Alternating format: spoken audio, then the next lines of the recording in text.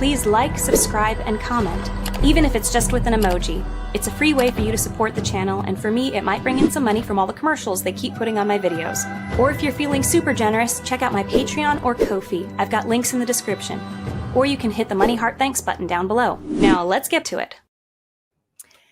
Hey, this is the Sword and the Pen Reflections, doing a live stream with Pips and Tryp. I believe, Pips, you're officially one of the Whitecloaks, and Tryp, you're like a renegade member, right? Okay, we'll go with that. I don't really know what your status is in the Whitecloaks, but I you seem to come and go. Join the club. No, she is an OG Whitecloak herself. She just she is self-imposed exile. She basically can't handle the amount of toxic masculinity that is self-imposed. Well, okay, I will give you that. Yes. Okay. See, she was already set to disagree with me. She was so primed, and then she's like, no, and then she's like, read that back real quick, and she's like, actually, no, that is 100% correct and accurate. I did not say 100% of the circumstances. Do you see what you're in for, Amber, already? I kind of had a guess, especially when I was reading the chat.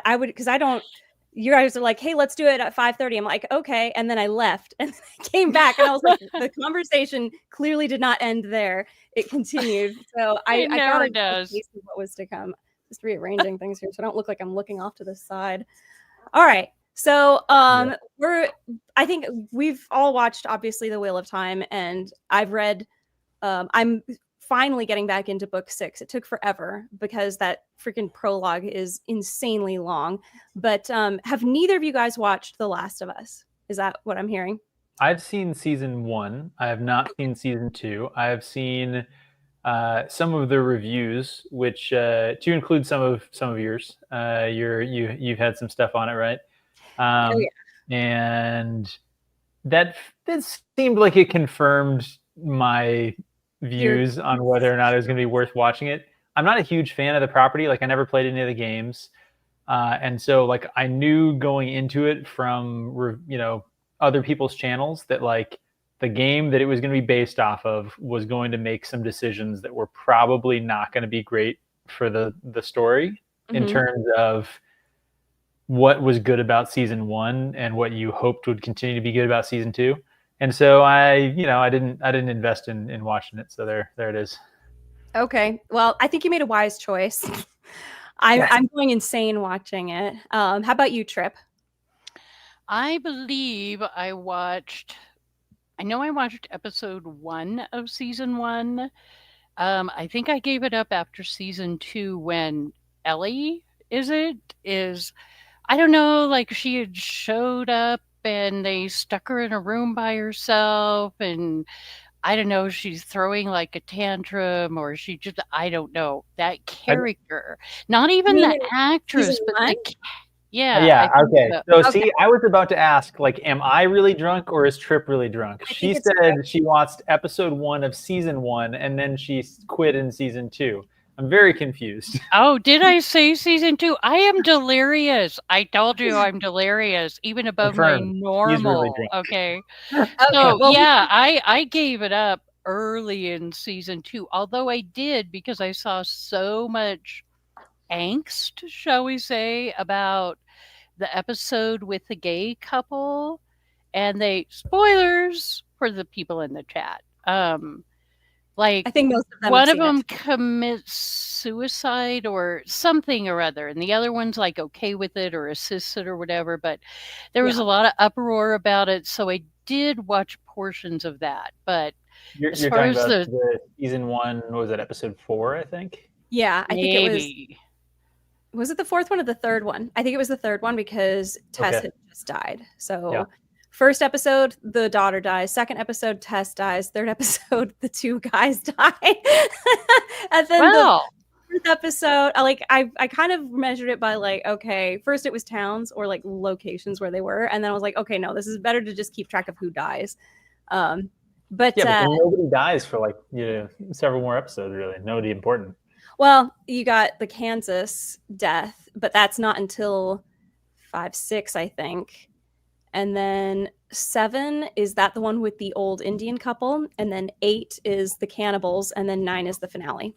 Oh, I can't believe I remembered. I haven't watched it since it came out. Like, wow. So is The Last of Us like a zombie kind of? I get that it's a dystopian, end of the world, survival, all of that. But is it like a zombie take on it? I'm not huge on zombies, believe it or not. Like post-apocalyptic. You know? Yeah. I mean, that's a different genre than dystopian. It feels dystopian because there are different factions that are in control of the humans. So there's Fedra, which is like the federal government that's kind of, you know, the military. And then there's the Fireflies, which was a rebel group. And then you've got the Kansas City Fedra group and their rebellion. It's like everywhere you go, remember this is a video game. So they're going to create different scenarios in the different towns and places where you go. So currently, and then you have the cowboy communists. So obviously that's the dystopian part. There you go. You've got cowboy communists. But that would be it's considered the utopia in this scenario. And you know, when it's the end of the world, that's what you got to do though. Like, you're gonna survive alone with a million zombies out there trying to hunt you. It's kind of like you got to do what you got to do. Well, but then in season 2, the scenario is you start out in Jackson, which is the commune, and then you end up in Seattle, where you have this small rebel faction that basically overthrew the federal military in Seattle, and now they're the new military, but they're a lot less disciplined, I guess you could say, but they're trying to kind of rally, and then they're dealing with this religious fanatic cult that's like becoming a nation basically, and now they're fighting each other. It's lots of really cool scenario. Like, from a storyteller's point of view, this is a great world to write in. It really is.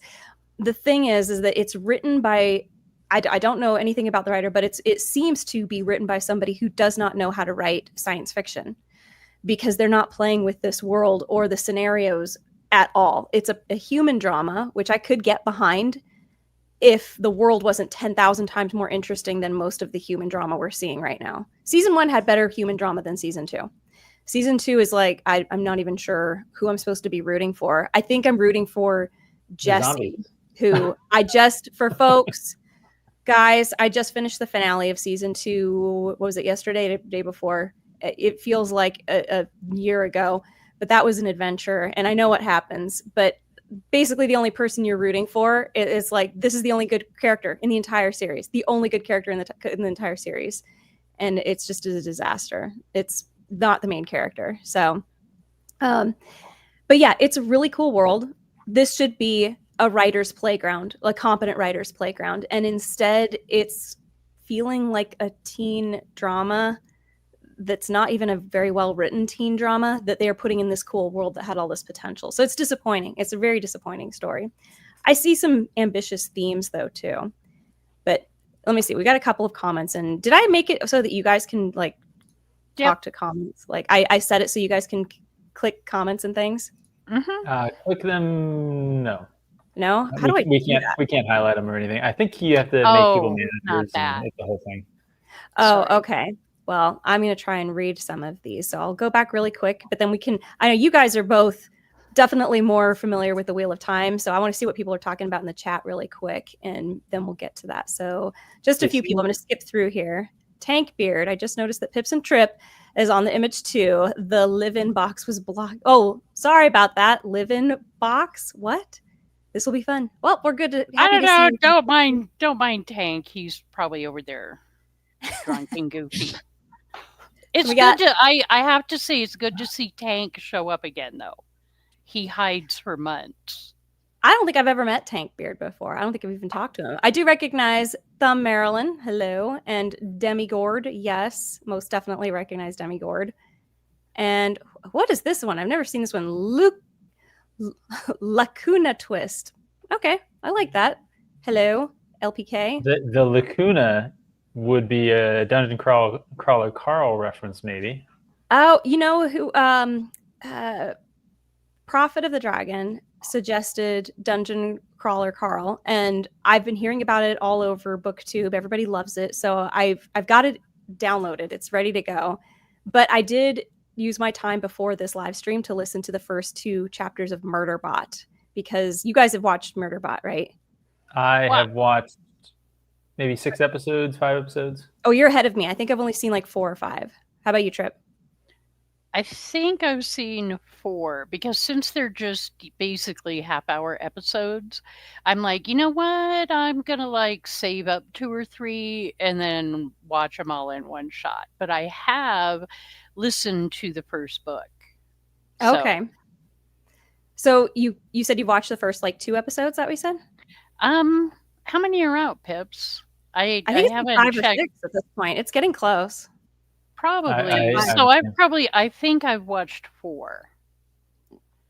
I am to where, okay, have you watched to where Murderbot has entered the other, okay. Yes. That's the last one I watched. Now I know what happens because I, listened to the book, right? But okay. So I'm it's funny that you said enters and we all go, yes. One episode. I'm surprised that the show, despite having to fill in a lot of holes, seems to be following the plot very well, like very seamlessly. They're not made by Amazon, so you have a shot. Well, and I like too, and I think the author is involved, I think. But even though they kind of gave you some information early, about like the alien piece of it, right? Because in the book, Amber, sorry, a little bit of a spoiler, but you are watching the show. So I'm okay with little spoilers. in the series, they kind of give you that info really early, like 2nd or 3rd episode, where they're wondering what the sandworms are and what happened to them, and that maybe there's alien artifacts like buried under there doing things. And that's kind of what's happening. Well, in the book, they don't really reveal that until more towards the end, but it works really well in the series and it doesn't hurt anything. It is, to me, I was listening to the book and I'm thinking, okay, that's actually a really good example of a good change up for a visual medium, so that your audience picks up on that piece early and it doesn't hurt the story, at least in my opinion. No, I think there's a lot of changes that have to be made when going, especially from book form to film. And I was watching, my brother is visiting, and he was watching earlier today Dune. And I just, for some reason, the parallel between the Dune adaptation, the new one, and I'm not talking about David Lynch, which I still like that one. It's kind of wild. I so do weird. Too. And I was making a comparison to Dune and Lord of the Rings, because they both took some liberties changing characters. And that was a big thing that people complain about a lot, is like, I don't like it when they change the characters. But they did change. They changed up Aragorn a little bit, and they changed up Arwen a little bit in order to increase her role in the story. And so the complaint about changing Chani was a big one. And I'm trying to look at it going, okay, what is the advantage of changing her so that there's conflict between her and Paul? Because in the book, there's not a whole lot of conflict at the end of the story. At the end of book 1, they're in sync. She totally knew he was going to go and marry the other princess. And he was like, don't worry, I won't ever love her. Like, I'll be married to her, but it's you in my heart kind of thing. She's like, yep, go ahead, go do your thing. You do want to create conflict, but you don't want to create an immature kind of conflict that makes everybody feel like that's cheap. Why did you do that? So I'm curious to see what he's going to do with that. And I wonder if it's sort of like what they were doing with Arwen, bringing her more into the story of the Lord of the Rings, so that she became a prevalent figure in Aragorn's story instead of just the prize at the end of the novel, Well, I hate what they did to Chani. I know you hate it. But again, that's, doesn't mean I won't watch Dune and that I didn't actually really love the second movie. But yeah, toward Chani, I'm just kind of like, I was okay with the differences kind of like leading up to that, right? But for me, in the books, Chani is a really good example of someone who truly has that deep love for Paul, right? Is that example of that kind of love. And she gets that there's politics that are going to have to be played here, but she trusts him. I just think that's a really good example of, okay, here's a good trusting relationship. And in the movie, they completely destroyed that. Yeah. What are you laughing about over there, Pips? It's interesting because I really liked book 1 and couldn't finish book 2 because his relationship with Chani and the princess Irulan, yeah. I was like, nope. Not and Tryp, Tryp, you're gonna have to hear me say this again. I know that you hate this, but for me, like, I think that in almost any medium, I feel like stories that include a character that is supposed to not necessarily be like a sympathetic character, but the main character, right? You don't always have to sympathize with the main character. They can be sort of an anti-hero sort of thing, right? Which is kind of Paul's story. Yeah, it is, right? But it's still like you have to spend a lot of time with that character. So it's not so much that it's trying to present it sympathetically. It's just that like you have to sit here and like watch the story.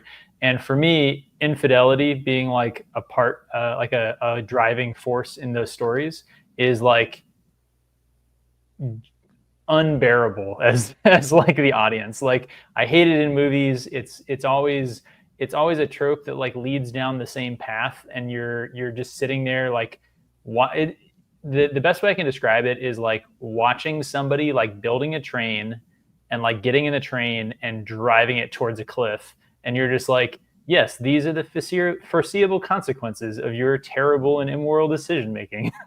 And it's just really difficult for me to like get into those stories. And that was not the only reason. It was also a shift into like a much more like interpersonal political story and stuff like that. It just didn't grab my attention as much. But those two factors, I like put it down and never had the desire to pick it back up again, which is unusual for me. I very rarely don't finish a book once I start it. Like it is noteworthy as one of the few times that I have not finished a series or a book, let alone a series. Honestly, I went back and finished the Aragorn Inheritance series when I hated it from the prologue of the first book. Because I have to know. That's the one with the dragon, right? Yes, the flying. Yes. Okay. I did not read that one, but I watched it rise. Yeah. I remember. I mean, that's impressive. You know what? It's impressive that a kid wrote the story. Good for him. And he's still writing, isn't he? It would be more impressive if it was a good story, but sure, yeah, we. Writing a full-length novel at that length, and how many are there? There's 4 of them or something. Yeah, that sounds about a fair description of the. It's still impressive. I mean, a traditionally published novel goes through about 5 rounds of edits. So that is a young kid editing his story 5 times. That's a lot. That's a lot of work. Well, so, I'm not sure that they edited it that much, because one of the things that I remember about hating from the prologue is that it described the elven woman love interest being smote by a fireball. And I'm like, cool, she's dead. And then like that she's alive. Later, she's alive with no explanation. And I'm like, I'm sorry, smote is a word that has meaning. Like, well, that could happen. But that's the editor's fault for sure. Well, the whole book. Yeah, but is it smote or is it smited? I think smote is the past tense of smite, right? It read to me like a person who was writing a story with a thesaurus open next to them and trying to put in big words. Oh, okay, no. You are wrong, Pips. It is to strike with a firm blow, to be strongly attracted to someone. But I think that seems like a smitten is I think the one there. It is traditionally used as like the killing blow, but I think that it is technically just a hit. It's yeah. I think my question would be, is it the past tense of the word smite? Yes. And then what does the word smite mean? Strike I don't with know. a We firm could blow. ask Walda, right? I'm looking at it right now. It says to strike with a firm blow, to be strongly attracted to someone or something. Goodness. Could also be to we've turned into a grammar lesson. There's two possibilities to here. or affect severely. I'm quick with the dictionary because there every once in a while I'm two- second guessing myself. That's one of the things when like you start getting good at. So I can edit both by English grammar standards and American English grammar standards. So like British English and English, but they're different rules. And so I switch back and forth between the two in my head a lot. And I go, gosh darn it, what am I doing? And I have to go check. But the same thing happens with vocabulary all the time. The other day I wanted to spell bacon. Get this, because I was my nephew graduated, so I was writing on his car, on his dad's car, like some messages on the car, and from Howl's Moving Castle, where the fireplace says "May all your bacon burn," and I was like, "Is bacon spelled BACOLN?" I don't know why I thought there was an L in there, but I was like fixated on. I think there's an L in here somewhere. My family won't let that go now. They're like, "Bake home," I'm like, "Yes, bake home." But it happens. Everybody does it. Well, I think the question then is, am I misremembering the word that was in there? Because I remember looking it up in the dictionary. I did the same thing. I was like, maybe I'm just wrong, because this was when I found out that she's alive, and I'm like, she was dead. And so I went back and like looked up the word and looked it up in the dictionary, and I felt vindicated. But I suppose I could also feel like if you have a like, even if it was smote, so we'll say struck firmly with a fireball and then fade to black, she dead is how that's supposed to go down. I still felt annoyed by it, even if it was smote, and maybe I was totally off on other meanings of that word.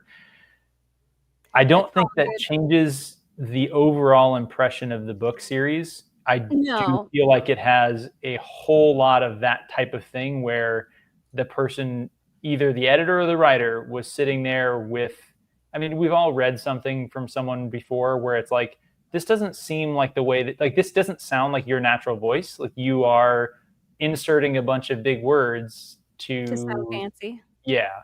Yeah. And other information about the author sort of like confirmed that to me.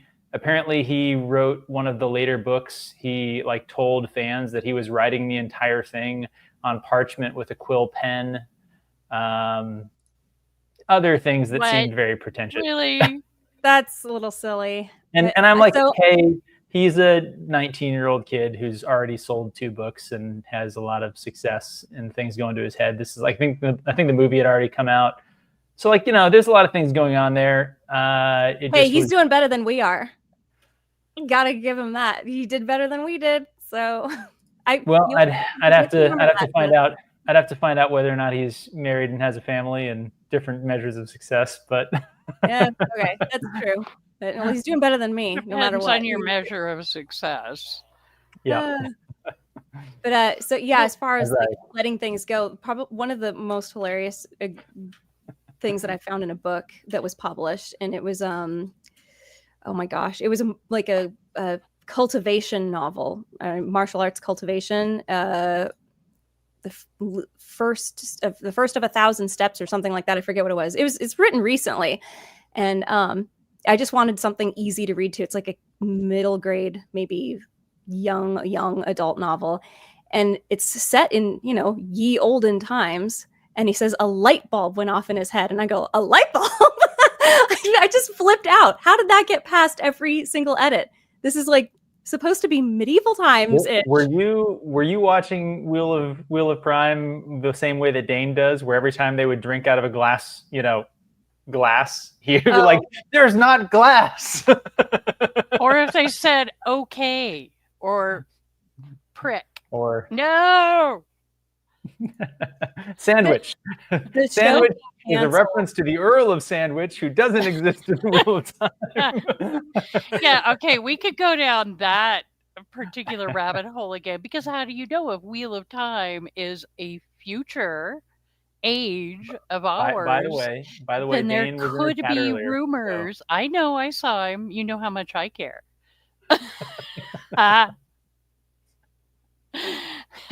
Dane can kiss Ollie, though. Ollie's way too cute.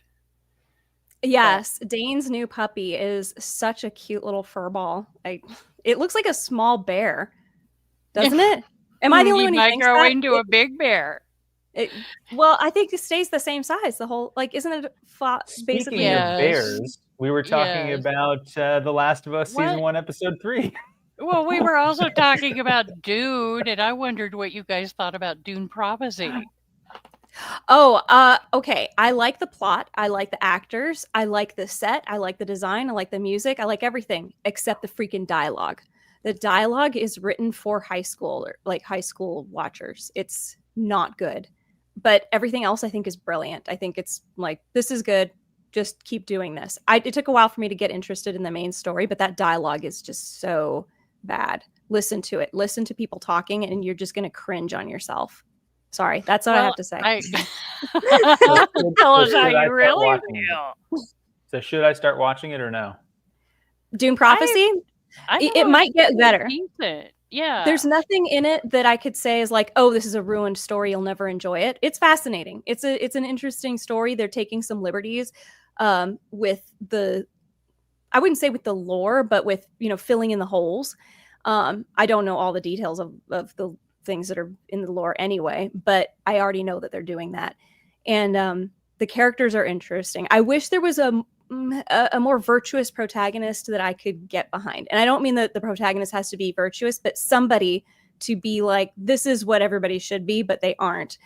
In like The Last of Us, Jesse is that character. You got to have somebody good. Itself doesn't have that. It did. And I think it did though.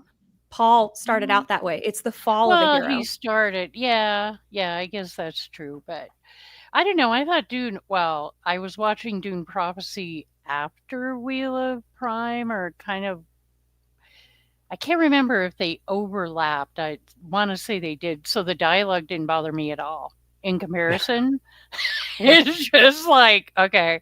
I'm being a snob when I talk about the dialogue, because I go straight from wanting what we got in, like, you watch the Dune movies did great with the dialogue. It's beautiful. It's well done. And then you get to Prophecy and I just went, come on, guys. This is the same universe. Let's class it up a little bit. Okay, I could. But that's me. I could see that. Yeah, I could. Look, but they did a heck of a lot better with that filling in the blanks that you were talking about. Because it's either prior or it's in a huge kind of gap between the following books, in the series that I didn't read. But I didn't read. I did a lot better than Rings of Prime. No matter what, it's more cohesive. It makes sense. The characters are on journeys, and I go, I get it. Okay, and it has Mark Strong, so Which one is Mark Strong? Is he the bald guy? The Emperor, yeah. Okay, yeah. I like him. I mean, can't really think of anything else he's been in, but he's enjoyable, I suppose. Yeah. What the heck? I don't know. I have no memory anymore, but. Yeah, I am actually currently watching something that he's in, and he's really, really good, and it's left my brain. So, oh well. Really quick, I have a super chat from Rumi. Ruhail? I'm sorry if I'm saying your name wrong, Rami. Sorry, I said Rumi. Rami.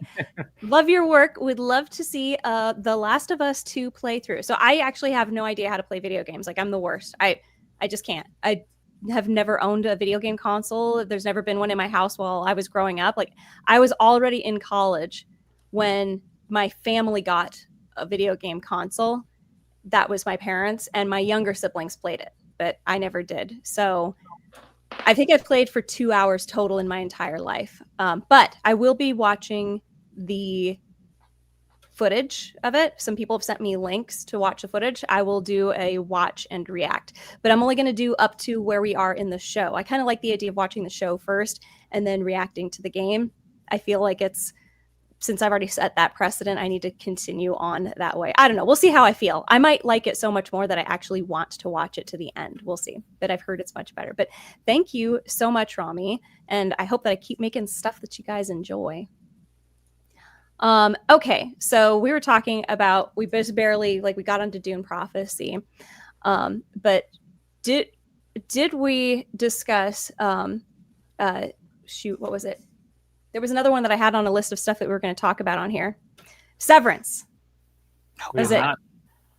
Now, I need to know what Pips thinks about Severance now that he has finally finished it, to know whether I'm going to hate him for the rest of my life or not. I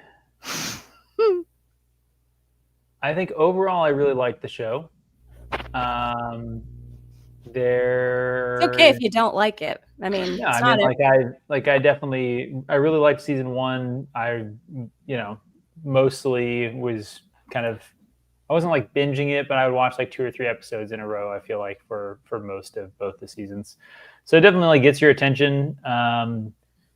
It didn't do the thing that I was really concerned that it would do, although like it kind of. So the question with those types of shows is always like, is this going down the like mystery box trap? Oh, yeah. And so I'm really happy that it like in season 2 developed enough of the sort of like main questions that you actually get the impression that they actually did have answers to a lot of this stuff at the beginning and actually were driving towards something consistent. And they've added a lot of new bizarreness and a lot of new questions and things like that. But they've now paid enough back on the investment from season 1 that actually gives me some confidence that they're going to continue to have a direction and something going forward. So I'm happy to see that. I didn't love the end of season 2, but I haven't. I've thought about it like a little bit, but I just haven't. It's an artsy ending because it's definitely that. It doesn't show you what happens, but it's like there's not really much that can happen except one thing, and it just it cuts right before that one thing, so you don't get to see the ending. It's sort of like Inception with that stupid spinning top at the end, and you're just like, oh gosh darn it! Like they're like, oh, did it fall? Did it not fall? I'm like, the whole point is it doesn't matter, and so we're not supposed to even wonder if it fell. Like, oh my gosh, sometimes I get a little annoyed at those things. But they're doing a season 3. It's actually in production. Right, but is it with the same cast? Is it a new story? Well, I don't know if John they introduced a lot of new has characters. come back. But as far as I understand, it has like Mark and Helly and Milchick. They can't do it without Milchick. I'm sorry, but Well, but no, but it's out. He's not like dead or anything. No, that's oh my God, what's going to happen there? Is he going to, are we going to get a bare hand fight with Dylan and the band? And I don't think that's going to happen. But, okay, so you guys talking about, okay, well, they ended it where like there's really only one thing that can happen. But that's why I like Severance so much is you kind of get that in your head about certain of those mysteries that they've set up, and yet they take a complete U-turn. They really, at least for me, they subvert expectations. So, in a lot of instances, so like season 3, it's kind of like, well, you kind of think, okay, well, yeah, aren't the innies all gonna basically have to die? But Lumen can't really allow that to happen. So who knows what's going to go on with Gemma? And is there just going to be some crazy standoff on like the severed floor? Or, I mean, yeah, I totally get that. You look at that and you go, how could they possibly get out of that? But yet, that's why I like the show so much in the writing, because I'm thinking, yeah, they'll probably come up with something. And it will actually work. So I think you actually both have said why some of the reasons why I didn't like the end of season 2, which one, like the sort of Inception, kind of thing that you brought up, and the fact that it was like, oh, it's sort of like an artistic, kind of thing. Yeah. I'm not a huge fan of that the impulse behind that in shows and productions. I think that it was tonally weird for the way that the show works, and I think that it felt like somebody involved in the show thought that it would be really cool and interesting and artistic and whatever. And I don't necessarily like the impulse behind that in productions, and I don't like the, like you said, kind of the Inception sort of setup. Like I think I made sort of the same kind of connection as well, and I didn't really like that. But the other problem was what Tryp was talking about, where what I liked about season 1 and season 2 is that it was very much like a psychological suspense drama. Mm-hmm. And so like the challenges that they were going through were all challenges that like were made because of this weird system that existed, mm-hmm. right? So the whole like fog of war, lack of information across the sort of severed barrier, right? And so like I liked what they did at the end with like the video camera and stuff like that. Like that was a really interesting way to like bring the two halves together. And then by bringing the two halves together, which is something that Lumen would not have been counting on or expecting, they were able to sort of defeat the system, right?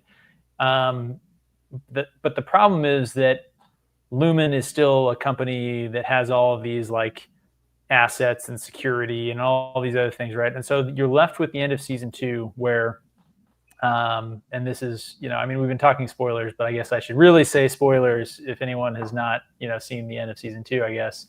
I don't know. Are you okay with me saying just direct spoilers with a warning on yeah. If you don't want to hear it, guys, disappear for 30 seconds. Ready? All right. Go ahead. Okay. So the fact that like Gemma is on the other side of the door and she like remembers who she is and she's like, Mark, come help me. She's in the middle of a security, like a high security corporate office with building security.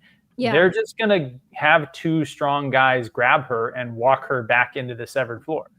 And the problem is, that I know that we haven't seen it, but my point is that the problem is that right now I fully expect season 3 for her to just be outside somehow. And they're going to maybe try and make it credible, but it's not going to be credible. And so I think that I'm anticipating, and I will admit this is me anticipating, and I could be wrong, that they are going to do something which is a break from what I liked about season 2, which is that the resources that were available to the characters were so limited that they were being able, they were having to figure out, interesting ways, but they also weren't very well contained or weren't particularly controlled because the whole system didn't think they would be doing any of this stuff. They couldn't imagine that they would need security goons on the severed floor and things like that, right? Well, but they had, what are they called? The one guy, yeah. Yeah, well, I'm remembering what's her name. Oh my gosh, the gray-haired lady. What's her name? Cobell. Yeah. I haven't watched it. Yeah. Well, as people call her. Selvig. When she came out, came back to Lumen, like ready to, oh, we want you back. Yeah, the board is right up there. They want to meet you and talk to you. Like she knew if I go in that building, I'm never coming back. Like that's what that moment was for me. Cause then she like immediately saw that guy and was like, hell no. And she got in her car and tore away. So I think that there is a physical intimidation there too around that building. Obviously they have enough high security to the severed floor that you need to check in at the front desk. You need to be let in by the security guy at the front, but there was only those 2 guys. So I remember how season 2 opened was with Mark waking up in the elevator, Mark, and running. Yep. So I could see something like that, Gemma and her escape from the building. Here's the problem that I have with that. Gemma is going to wake up and have no idea about severed floor, about Lumen, about any of these things, right? And she wants to get back to Mark, right? Mark said we have to leave. She wants to get back to Mark. She is not going to be thinking like a spy, trying to evade security. And she's going to talk to she's going to see a person with security and say, my husband is trapped downstairs, you need to help me get him, or something like that. She's not going to be with the knowledge that Mark has about this evil corporation that is behind all of the problems. She did know she was being held captive in there. She did know that. Yeah, she knew that, and we don't know, because a piece that is missing is how did Gemma end up on the whatever they call it, the training floor, right? Now I can't remember the name of that floor, but on that floor, because we know, and people in chat, there's going to be spoilers scattered all over the place here. So because we know that, she was having fertility problems, right? Yeah. And that she had lost, at least 2 babies? I think it was 2. Or they lost the one and then she was really having difficulty. And so then she got, because that's what they, big spoiler, used for Cold Harbor, right? That experience. So she actually went to a Lumen facility doctor. That's where she was heading when she, quote unquote, had her accident and was killed. But it's never been revealed, was this kind of voluntary in some weird way on her part? Because I don't think it's presented that, they flat out kidnapped her and put her down there. That there was some kind of major kind of psychological gaslighting or manipulation going on. So that's where I pick up Amber's point that, Gemma does know a lot about what's going on. Her any personalities don't, but her outie is more familiar than you think with Lumen. This is where I think we disagree. I just don't think that I think she maybe knows that she wants to leave and she wants to get back to her husband, right? But let's just assume that she is doing what we see her to be doing, right? She walks out of one room into another room, and that's what she does with all of her time, right? So for her, there's 24 personalities that she's been popping in and around in, right? So her existence as her outie has been walking around this labyrinth of things for probably not very long. Her appreciation of time is got to be so skewed. So your idea that maybe she went into a fertility clinic and she thinks that she's in a fertility clinic getting all of these treatments. No. I think she possibly went knowing, wanting to go through submitting herself to experimentation, because she was distraught over not being able to conceive and how the friction that it was causing in her relationship. Remember, she got really into the puzzles that they were sending her. So there's all kinds of indications that she was taking an interest in the other things that Lumen was doing. But the thing is this, if you take season 1 and 2 into account, season 2 technically answered all the big questions. We know what Lumen is. We know what they were doing. We don't exactly know what the purpose of the 24 split was. We don't know why and how did they come up with that, and why was Mark necessary for this process? That hasn't been clarified. But one thing that the first and second season both did is manage to satisfy our need for answers, but still leave it open to this world still exists. You could do still more. Did I say you could still do more? My brain is jumbling the words. And I have a lot of faith in the writers just with how satisfying they made season 2. Did anything in season 1 happen that you look back on and you go, oh, wow, that now makes perfect sense. I understand what it was. And they didn't tell you anything about it because you didn't need to know. You really didn't need to know.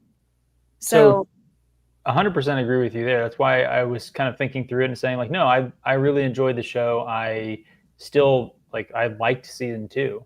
It's just when we're thinking about it, the very end of season 2, I still feel like it seems like it was trying to set up a bigger question than I think is really there. And the questions that are still there, mainly around Gemma, and to a lesser extent, like the weird stuff with the goats and like the weird like other stuff that's going on, and then like what's Cobell's agenda that we went and saw her like do this whole one person. And will Herb come back? And are we going to see more of Bert? And so there's a bunch of new questions that are put in, and I have faith that they have plans for those. I still just wonder at probably the Gemma and then Mark and Helly. I think those, just the thing that happened essentially in the last 2 minutes of the episode, I look at that, I'm like, I feel like you guys really wanted to do this scene. And I kind of wonder if season 3 is going to be able to answer that satisfactorily. Because, like I said, I see a lot of issues in just like a real world assessment of those things, whereas most of the other questions and answers were surreal, right? That's one of the things. The show is very surreal. Yes. But the parts that are real are generally real, right? And so I'm concerned that they're going to have to make real things surreal in order to fit it, and I hope they don't. I'm cautiously optimistic. I do still have a lot of faith in the team that's doing it. Like you said, they have earned that faith, but there's a little hesitation just because of the end of season 2. I just kind of the best way I can describe it. And for me, both seasons as a whole, I absolutely love them. But I think they resonate with me for a bit of a different reason, perhaps, both on an emotional scale, because I know I had commented on Amber's Discord and a couple of other places that, and the ending, episode 10, it just took me on such a roller coaster ride. And it wasn't an unwarranted or unearned roller coaster ride. I became so invested in that world and in that characters and in that story that I was literally right there with them. I very seldom watch anything anymore that grabs my attention so strongly that's it. There are no interruptions while I'm watching this, right? And Severance did that for me. And the end for me, episode 10, was probably if not the best television I remember ever watching. It's right up there. Because I would say the same about season 1's finale, episode 2. Remember getting that was good. Real damn good finales. I mean, I haven't seen a finale that I felt, even in season 1, I was like, that was extremely satisfying and riveting, and I also have to know what happens next. It did that. And then season 2, I was on the edge of my seat the entire time. And I agree. And it's immersive in so many ways, like what you're talking about. Not only having wonderful characters, but also just the way it's written. The construction of the narrative is written in such a way that you are experiencing the discovery of this world with the most important character who is also discovering those specifics at that particular moment. Like, you don't jump into Mark's Innie's head until after you wake up first with Gemma, right? Not Gemma. Come on, what's her name? Red hair girl. Helly, yes, sorry. You wake up with Helly, so you are experiencing Helly's experience. Then you get over to Mark, and you get it from his experience, where he gets to be for the first time managing or supervising this situation, introducing somebody. So then you see it from his perspective. And then it's not until the second episode that you jump to outside Helly and her perspective, the limited perspective that we get of her and what it's like. So you really don't get a full explanation for what even the system is, the severed floor, until the beginning of episode 2. But when it hits, you are experiencing it as if you were the character, because now you are outside Helly going, oh my gosh, that's what it's like to be on the severed floor. I get it now. I just walked through that door and now I'm back out again. I'm trying to leave. Am I trying to leave? Like, that was such a revealing like moment for her. And then for her to come out of the elevator and Mitchum is waiting there with the bouquet of flowers. I love it. It's the way it's constructed is so clever, and it does that throughout the entire first season. And the second season had 2 episodes that were drags, but one of them was more of a drag than the other, and only because they did just take their sweet time with it. That was what's her name? The Cobell episode. The Cobell episode. Yes. And I actually like that, but it was very I did weird. like it. I liked that episode, but it did not need to be as long as it was. But at the same time, I got to that episode and I kind of went, yeah, okay, I'll give you one. So when you talk about the ending of season 2, that artsy ending, it was one of those situations where I was like, I enjoyed it all so much that there was a thrilling finale.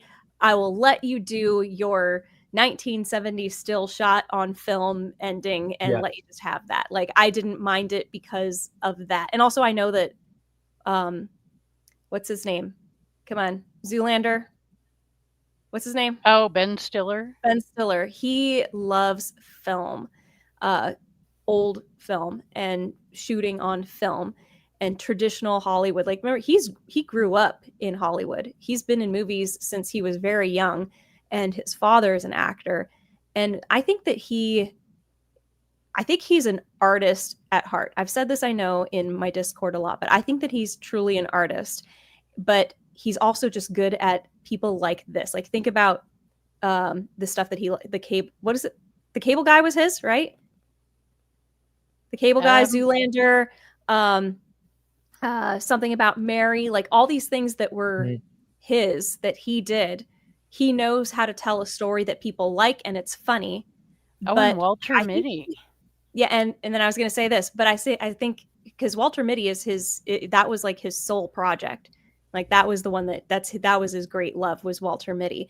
And that is a fantastic film. And it is both a work of art and just a highly entertaining, charming film. So I think that he's just this really brilliant mix of knowing how to tell a story that people like to hear, but also being a bit on the edge of art, you know? So if somebody could be there to rein him in just a little bit more, I think it would be perfect. Can I ask a question here based on a comment in the chat here? Guile M put this out there. Where am I? Is it down new? It's somewhat newer. Gosh darn it. It's saying, I don't think there should be a 3rd season. And I think honestly, some of my reaction to the ending of season 2 is that I kind of like immediately saw something else about like, oh, season 3 is already confirmed, whatever. And I think that the end of season 2 it's an ending. Best as an ending, right? And so I kind of think that like the way that they set it up, that should be the end, right? And that's one of the reasons why when I was thinking about like, okay, well, where do they go from here? And I can't think of a lot of ways that are going to be particularly satisfying on how they deal with the problem that they've given themselves. Because to be frank, like the thing that should happen, right, is the switch gets flipped and all of the, they do the overtime protocol on Gemma and the switch gets flipped on the other ones. And now they're back to their outies, whatever, right? And Helly is Helly again, and Mark gets escorted away by security or something like that. It just seems like it's a revolt without any guns and with, people that very much control the means of actual control. I mean, hell, there seems to be no reason why they don't have a sleep mode on, of all of the other things that they can do with these chips, right? Like, so we don't necessarily know what capabilities they have, but with the capabilities that we know that they have, this does not seem a particularly challenging situation for them to get out of. Except they are in the public limelight now. Not inside their secret headquarters that no one's in, you know. And I think that ultimately the satisfying read of the story is that Mark and Helly sort of rode off into the sunset, never to, like, that's the end of their story. They were talking about how, you know, yeah, like they knowingly made the sacrifice, right? And so to try and then unring that, and like, that's why I think that does damage to the ending, actually. So whatever season 3 does, you know. Yeah, they could continue the show in the world. An in-world continuation. But I think that the story of Mark and Helly, well, Mark especially, it's over. I think Mark is done. Helly might have to be saved simply because, well, she's Helena. Yeah. Yeah. She's the villain. Well, I don't know. So I look forward to hopefully when season 3 comes out, being able to go, ha, to both of you. Well, I don't know if it'll happen, but fair play, you know, I will if it does. Fair play, but I just think that the most reasonable, you know, again, the problem of like surrealism versus the realism, right? The most realistic thing to go forward from this is you have maybe somehow Gemma escapes. That's probably the plausible bit that they could figure out how to do, especially if you imagine that like Cobell and the sister are like doing something that we haven't seen them been doing in order to be positioned to get her out, right? So maybe they knew she was going to get brought out through that stairwell, or, you know, one of 2 places, and they were both positioned at the only 2 places, and they're going to grab her up and escort her out. They did. Something like that, right? Actually, and so that is a plausible thing that they could do there, right? But the only other things that happen is that now the severed floor kind of gets shut down, or, you know, goes into lockdown for a little bit. And so the story then becomes the outside part of the story, where it's, you have Gemma and you have real Mark, who maybe is escaped as well. And then you have Helena Egan as Helena Egan, and you have Cobell doing whatever she's doing. And it becomes this sort of like the outie story. And the problem with that is I don't think the outie story is the compelling half of the story. It's not. It's certainly not. That's what I think. Do you remember the actors we got in the beginning of season 2 when they brought in the new team, the new macro data refinement team? I think they could continue with that team. Because they were not small actors. That was an interesting collection of people. I could see that they would continue with them and then bring in. You've still got Daryl and Irv. There's a lot of different characters that can still come and go. Obviously, Mitchum is still in the game. I don't think he's out. I'm sorry. I think that he might be held captive, and negotiations may take place between the Innies and Lumen. But in the end, Lumen is in charge. Lumen is like God, basically, to the Innies. So yeah, but if you think about the severed floor, right? And whether you look at it like, okay, how much sense does it make that you really don't see that much security or other management figures on the severed floor, right? Those nowhere. In the know. It's just so, and that's that's pretty much how it's been. So we know Cobell isn't there. Milchick is in the situation that he is in, right? Frolic, that's what I call the big dude. Frolic is dead. Spoiler. We warned you. So Frolic is dead, and he really was one of the main, I think, quote unquote enforcers, right? So and did a lot of that kind of stuff. Yeah. So that all they need to do is flip the light switch, and then now it's Mr. Meacham facing off. My point is, who's gonna flip the switch? Milchick is not in any position to do it. I kept saying Egan is milkshake. Call him milkshake.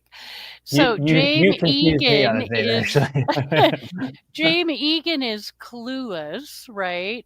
Then you've got the doctor and the nurse down on the lower level, and we don't know what's going to happen there because they're both pretty.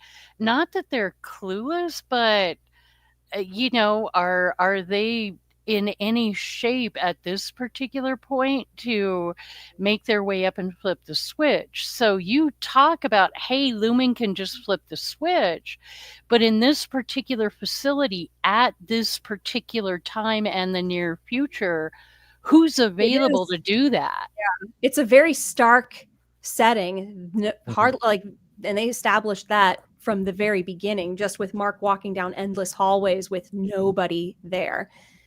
So yeah, I wonder if it's a much smaller operation than what Except we're led to believe. At the end of the day, there's still no there, right? So like you have all these innies, and let's say they capture all 3 of those other people, and so now that all 4 of them, right? So you have Mr. Milchek, he's captured, the other 3 down on the training floor, or wherever, you know, Jane Lumen is, right?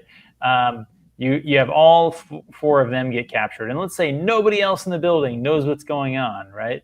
Well, now you have this weird situation where it's sort of like a, you know, Mexican standoff where, like, well, if we don't let you guys do the things that you would need to do, like, there's no food down here really, or certainly not sufficient, you know, food. And so what do? We like, well, wait around, and we can't escape, because if we escape, we cease to be. Like, okay, I actually have a scenario where you could do that. Sorry, Amber. No, go ahead. Go ahead. Okay, so they obviously can get their hands on the security badges that let them everywhere, right? Mm-hmm. They know that there is a control room. The innies are aware that there is a control room that controls the condition of those switches.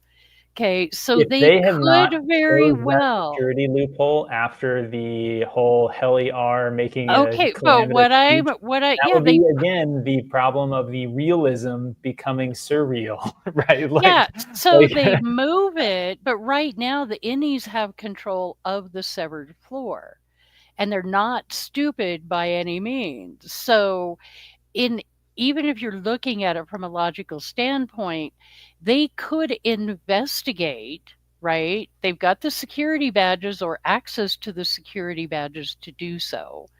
Right, they can probably locate information, and if they find the control room, they can turn the switches off, the little, you know, ping ping in the elevator. They can actually they can overtime protocol that, right? Yeah. So then we can whatever. LPK also brought up this really great point before I forget to mention it, because this was a pointed moment in the finale, was when James spoke to Innie Heli, and it seemed like he didn't give a crap about his daughter and was like, "I want you." So, could the whole purpose of the 24 split be to destroy Audi Heli and replace her with Innie Heli? Maybe, but what about the robots? I actually had that in my little list of things I jotted down. Okay, remember when they did the Ortbo in episode 4? The one that was so bizarre about Dieter?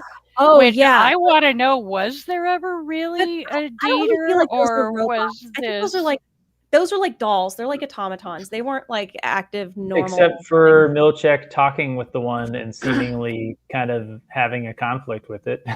What? What are you talking about? In the finale. Yeah, well, and there was... Oh, that one. Yeah. With Kier. Yeah. That was hilarious. Oh, but I'm not entirely sure that was the same sort of technology. I think that wasn't, right? The thing that made me wonder is whether or not Kier's sort of, you know, persona has been preserved in an MDR type file, and they're trying to bring him back in a person, right? I could definitely see that. Not a clone, but some kind of technology. Well, no, why not a donor body, a human? Basically, yeah. They would destroy their consciousness and replace it with his. Yep. Could be. I mean, it's a cult. It's a corporation turned cult. Yeah. Like I think that's what their plan is. Maybe I'm totally off base there, but it seems like the most logical thing that they would be trying to do. But I still think that let's just say that all the things that you just described happen, right? So they take over the severed floor and they go around hunting mystery, hunting for the answers. Cool, we've now turned the show into like an episode of Scooby-Doo or something like that. Like it just, to me, that still is not a super compelling story, because again, now the story is like you have all these characters who are, it's only the one character, right? They're no longer going back and forth between their innie and their outie. It's just the innies that have taken over, and now they're doing things, right? And maybe they're sort of interesting, but the fundamental conceit of the story is the severed, right? No, I agree. And I don't see how season 3 preserves that as an interesting component of the story. And so while it may still be a good show for season 3, they might still go in an interesting, good direction. It'll be like, well, it's not really severed anymore. Yeah, Lord, you're being more cynical than me right now. But this is why I think it would be a good idea, a smart idea, to, if you're going to continue the series, which they are, to scrap everything that they've done before and say new story. We can bring in recurring characters like from the old story. We can have the legend. Remember, everything that has happened in the past gets passed on as like mythology, and like, oh, there was the great war of this department versus that department, and the massacre that occurred. That sort of thing plays into what they do. I mean, at the very beginning of episode 2 in season 2, they played that video for Mark showing that you guys have become legends. The revolt of the macro data refinement team or whatever. I know, but it was one of those things though where they can do this. They could take this entire story and say that's what happened. We'll see some twist that's put on it, and it'll be done in a hilarious animation, hopefully done by Keanu Reeves's voice again, would be hilarious. But there's so much, I think, that can still be explored in this world, because there were things that because of the story they decided to tell, they couldn't really get too far into. Like, they just barely touched on what about the situation with Irv and Bert and Bert's husband? And it's like, and how did Bert, they had a very interesting conversation at the he table. Really, like maybe we do get some of that information from the gap there, from what we learned from Cobell's episode of that town and the ether factory and all of that. But so how does it go from that to where we are now? And I will I want to point out, even though we don't agree on things here, or we've got different takes on what might happen and whether that'd be good or not, look at how much fun it is to talk about this show. Yeah, there's no question that this is a quality production, and it's got some of the best writing that we've seen in a science fiction thriller ever, as far as television is concerned. So for people who keep asking, there's a ton of people in the comments asking, Severance is a science fiction thriller on Apple TV. And if you have not seen it, it is worth the $7 for 1 month or sometimes you get a free month trial to just watch it. You will probably binge all of season 1, but watch at least the first episode and then the second one up to the intro, and you'll understand what the premise is. And it's very interesting, very well written, very well produced. Definitely the best TV that we've had in a long time. And I find it resonates with me too, because I worked in the corporate world off and on a lot. So it is very much, I see I don't know if you would call it satire or what exactly you call it. It is satire. It's like a quirky kind of satire, but the thing is they had that thriller touch to it. Like it is a science fiction thriller. But it really points out that whole question about the work-life balance and the morality of severing, and kind of creating the innie and them actually being people. And then like the beginning of episode 10 where you've got innie and outie Mark having the conversation the way that they did. Could have been the climax of the whole series. I was like, this is what I've been waiting for. Yeah. So when you saw that, or even after the episode, if you were thinking about it, it's kind of like that. Yeah. What if I did have a conversation with another me, right? like in that particular type of situation, like, would you actually like yourself? Would you have the same take on things? Would you do things the same way? There was just so much of that throughout the entire series that it was just like, oh, I get that. Yeah, they really pushed it to the limit, but it's also subtext. So I'm like, I really like this, One thing that I heard they did because I've now watched a bunch of the behind the scenes stuff about this, is that they wanted the first season to be like childhood, like children. Because if you think about it, all the innies, they are children. They're like 2 years old, 7 years old. Like they're very naive. And then the second season, they wanted to tackle adolescence. So, you've got them that's interesting, getting into relationships and stuff. So you still have adulthood and death, or old age if you want to, and death. And I would like to see those things explored, but I don't know if I want to see them with the same characters, because I really don't. I have to agree. I don't see a satisfying way out of the scenario that we were left in. I think it'd be very satisfying if they just end it there. Like, it's over. So here's the end. But I'm also, I feel like I can trust the writers that if they decided they were going to continue it, they wouldn't do it unless they figured some clever way to do it. And if they did it without it being clever, I'd be like, well, if, let's see how good this season is. If they do it and it's not clever, that could be the end of it. But then again, like, it was 2 really good seasons. I know a lot of people thought the second one was slow. I think they should have had fewer episodes, but did I care? Here's a question. You guys may know this. When did they greenlight season 3? Immediately after season 2, didn't they? Yeah. So after it ended, right? Yeah. So it was definitely after they finished producing it, I believe. Yeah. So you guys can tell me if you think I'm off base here.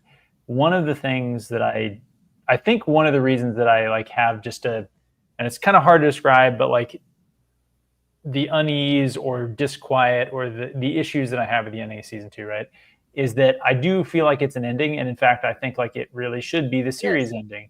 And I kind of wonder whether or not. So you're talking about a lot of these other mysteries that would be like, oh, it'd be so cool to learn more about this stuff. And it's like, yep, it totally would be.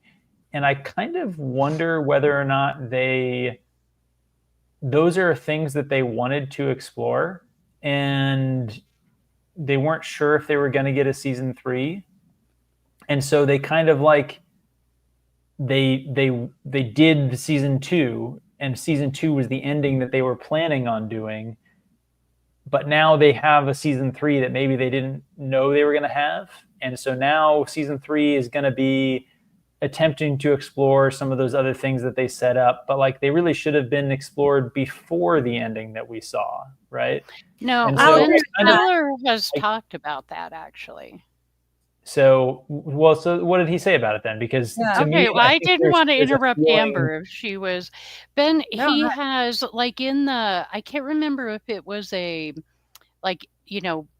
the episode, they do have those for each of the episodes, or if it was in some of the interviews that he has done. But basically, from what I understand, they did pretty much know where they wanted to be at the end if they got 3 episodes, right? So generally they had it charted out and they have the answers. But did you mean 3 seasons, Tryp? Yeah. You said 3 episodes. Okay. All right. Good God. Yeah. Thank you. I just wanted to make sure you are being, the Tryp interpreter. But no, that's what I meant. So they have a plan, right? Even from the beginning.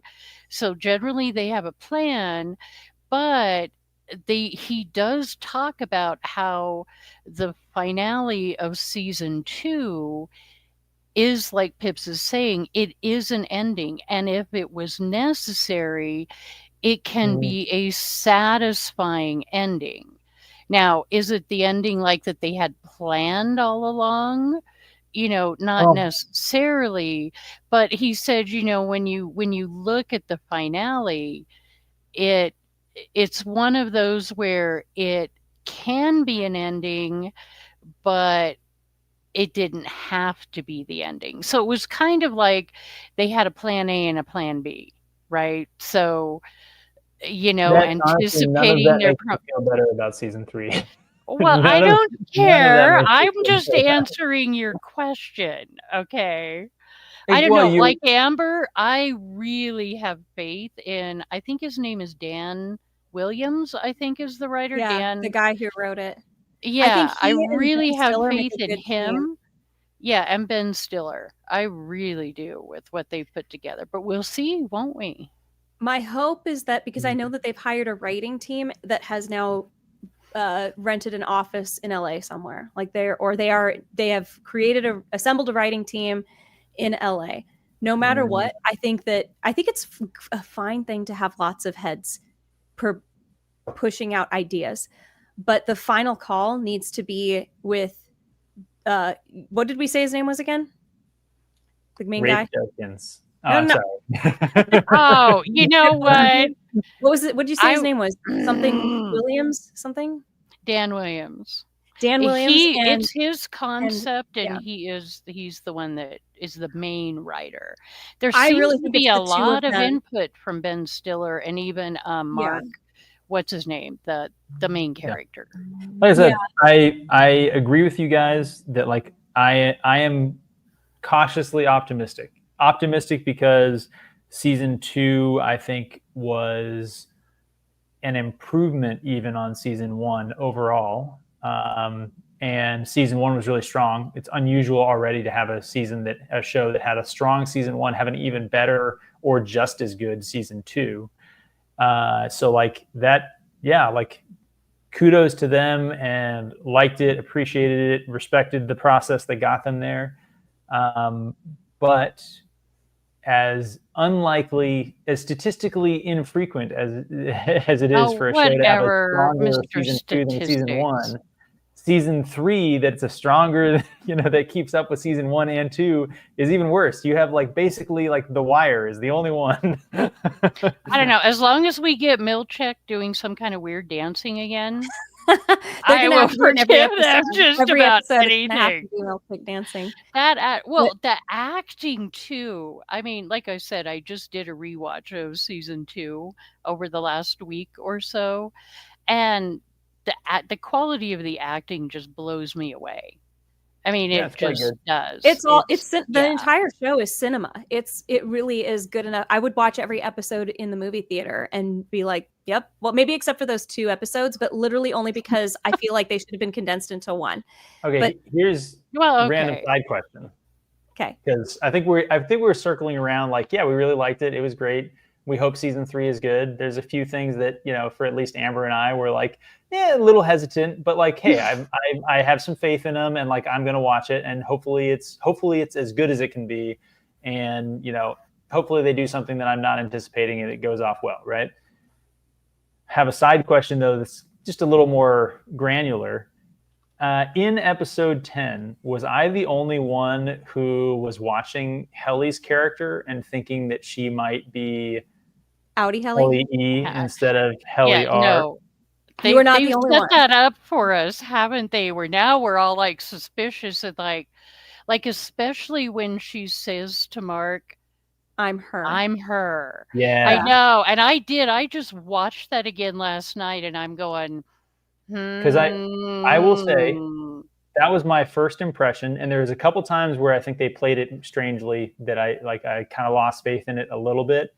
But to the extent that I think that there is a good path forward within the Severed Floor with these characters that goes from season 2 into season 3, right? I think it probably revolves around that being Helena E and not Helly R. Oh, I like that. I just had a thought from that, Pip. So, how with the Dylan and his wife is Gretchen, I think. So with that little storyline there, we get the where it's okay, where the outie Dylan, sends that message to any Dylan, right? That's basically like, okay, I get why you're in love with her, right? I get this because you and I share this, I can't remember how physiological, we're the same in that way. And so, of course, I get why you would be so attracted to her.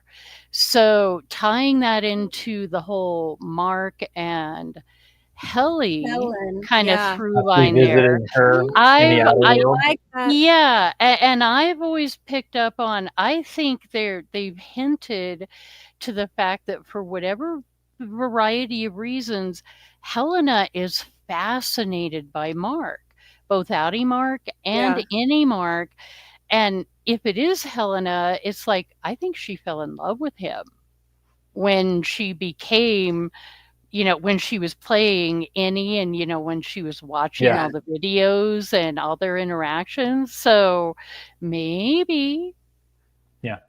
Anyway, that was my kind of initial take of the finale, that I think the best path forward is probably that. And that actually does open up some interesting things that they could do if that isn't the direction they go with. And that's actually Helly are, I struggle to see a real good path to a Severance season 3 that maintains, again, the fundamental tension in the show is the severed aspect. It is. And that's why I think that I personally think the best way, I mean, unless somebody puts forward a brilliant idea that I cannot see right now, which this show has done. This show is the only one to have totally outsmarted me in like every way. I'm usually very good at predicting where things are going to go and understanding, how this story is going to play out. But I was on the edge of my seat through the entirety of season 1, absolutely no idea what was going to happen next. And I was so satisfied. Every single time something was revealed, I was like, oh my gosh, that makes perfect sense. So I still think there's more to the goats, and I want to know. It's certainly an odd thing, but remember, they are a cult. It has been confirmed. I know this is a cult. This is not just. Did anybody else think, like, when the nurse was with Gemma, right, and they were doing their little like morning routine? Yeah, the meter, like the Scientology type reference of the meter, her holding the two things in her hands, and the nurse was doing all sorts of things with the little dials, like, and asking her questions and stuff. And I was dying because that is so much like I can't remember what the Scientologists call it, but their little meter that they have where you have to hold the two rods in your hand and spill your guts about your entire life. And you guys have not gone down the Scientology rabbit hole like I have. You're talking about counting your thetans? You're talking about counting your thetans? Exactly. But I was just like, oh, don't tell me that wasn't a jab at the Scientology cult. I think the show is best when it's not picking real world groups or whatever to be kind of targets of what it's doing. So it is so far been successful, I think, in being enough of a mashup of a lot of different things that there's not any one like allegorical target that you can highlight and be like, oh, this is an anti-capitalist story. I think it's so invested in its own world. Which is the best kind of storytelling, is that it doesn't give a shit about what's going on in the real world. It says what is happening in this story. That is the most important thing in this story, which is how it should be for every story. That is how storytelling, especially in science fiction and fantasy, should be done. The most important story is the one you're telling right now. The stuff that your audience is going through, you don't want to take them out of the story by not reminding them, but like, nodding to something going on in the real world. Don't do that. Like, just tell your story. It will have important messages your audience will be fully invested in on its own if it's good and if you've really committed. And I feel like they've really committed. I agree with that. I think you could take kind of what I was referencing there, because I do see a lot of things that align with my world, right? My experiences, the life that I have lived, but not that they're aiming directly at that, like you were just talking about, but that what they have successfully done is created that mashup, right, of experiences and everything, because they're working off of human nature. Not necessarily, oh, hey, we're talking about this political thing or that political thing or this real world thing. We're just showing you human nature when it's put in this particular world and story. Which, if I could take that as a segue, because we led exactly to the segue that I was going to try and tee-ball up for us to talk about the next thing that I think is on your list. You know who did a really great job of doing mashups that told greater kind of, interesting aspects about the human condition and society and things like that without really like hitting anything specific, because he was pulling different things and putting them together in sort of like chimeras that, were its own new thing and existed in the world and were fully invested in the story he was telling. Are we talking Robert Jordan? We are talking Robert Jordan. Are you segueing into Wheel of Time? That was very clever. Getting back to Robert Jordan. Because Amber, what you said about like how they're fully invested in their story and like not, trying to like talk to the audience about the audience's life, like one of the original sins of the Wheel of Time adaptation on Amazon, right? I will agree with that. And so I think you're dead on when you talk about how a story needs to be fully invested in its own story. And you're right that Severance has done a great job of that, and hopefully season 3 continues to do that. Like I also did like that. Yeah, I've got my fingers crossed that those two guys are going to do it. To the person who said too many cooks in the kitchen, like that's a bad thing, I'm not talking about that. Having a large writing team is great because you get lots of people putting cool ideas. This is a world that nobody has written before. This is a brand new science fiction. Like we haven't seen this story told. It's pretty new to television. So you've got a lot of people who are inspired by this and coming up with really cool ideas. All the different themes that have been explored so far, they can dive further into, or they can deviate from, whatever. But just make sure that Dan Wheeler, it's Wheeler? It might be Wheeler, not Williams. Yeah, I can't. Williams, whatever. The guy who wrote it, thank you, please do. The guy who wrote this series, it's his conception. And Ben Stiller has been with him for a long time. Like, I know that Ben Stiller came on board as like wow, you've come up with a great idea. Let me help you develop this. Like, he helped with the writing as well. So the two of them need to be the final say-so on everything. And I think that it could still be brilliant and still feel like Severance if you've got that situation.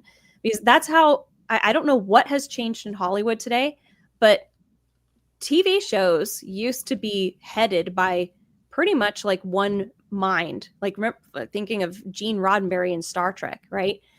And when it was passed off to a team to keep writing, they were all on board with what the vision was. And there was always somebody to keep everybody in line. Like, this is what we have to write for. This is what this has to do.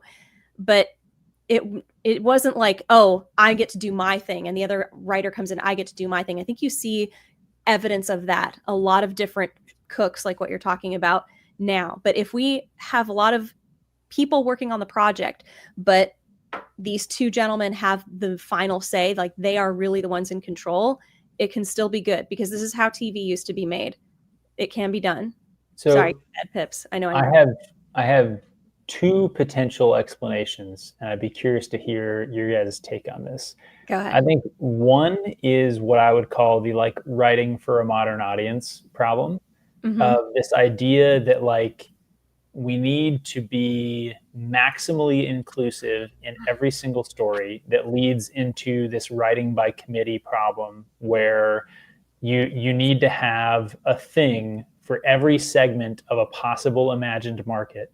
And you can't tell a story that like is the greatest story ever for like a boy growing up through, you know, puberty and, you know, dealing with, you know, issues, or a girl doing those same things, or, you know, this, like every story has to be everything to all the people. And you get these committees that are almost like marketing teams rather than story writers. And you see this with like the Marvel movies and things like that. Like they just went off the rails in like I said, like the marketing team producing the story, right?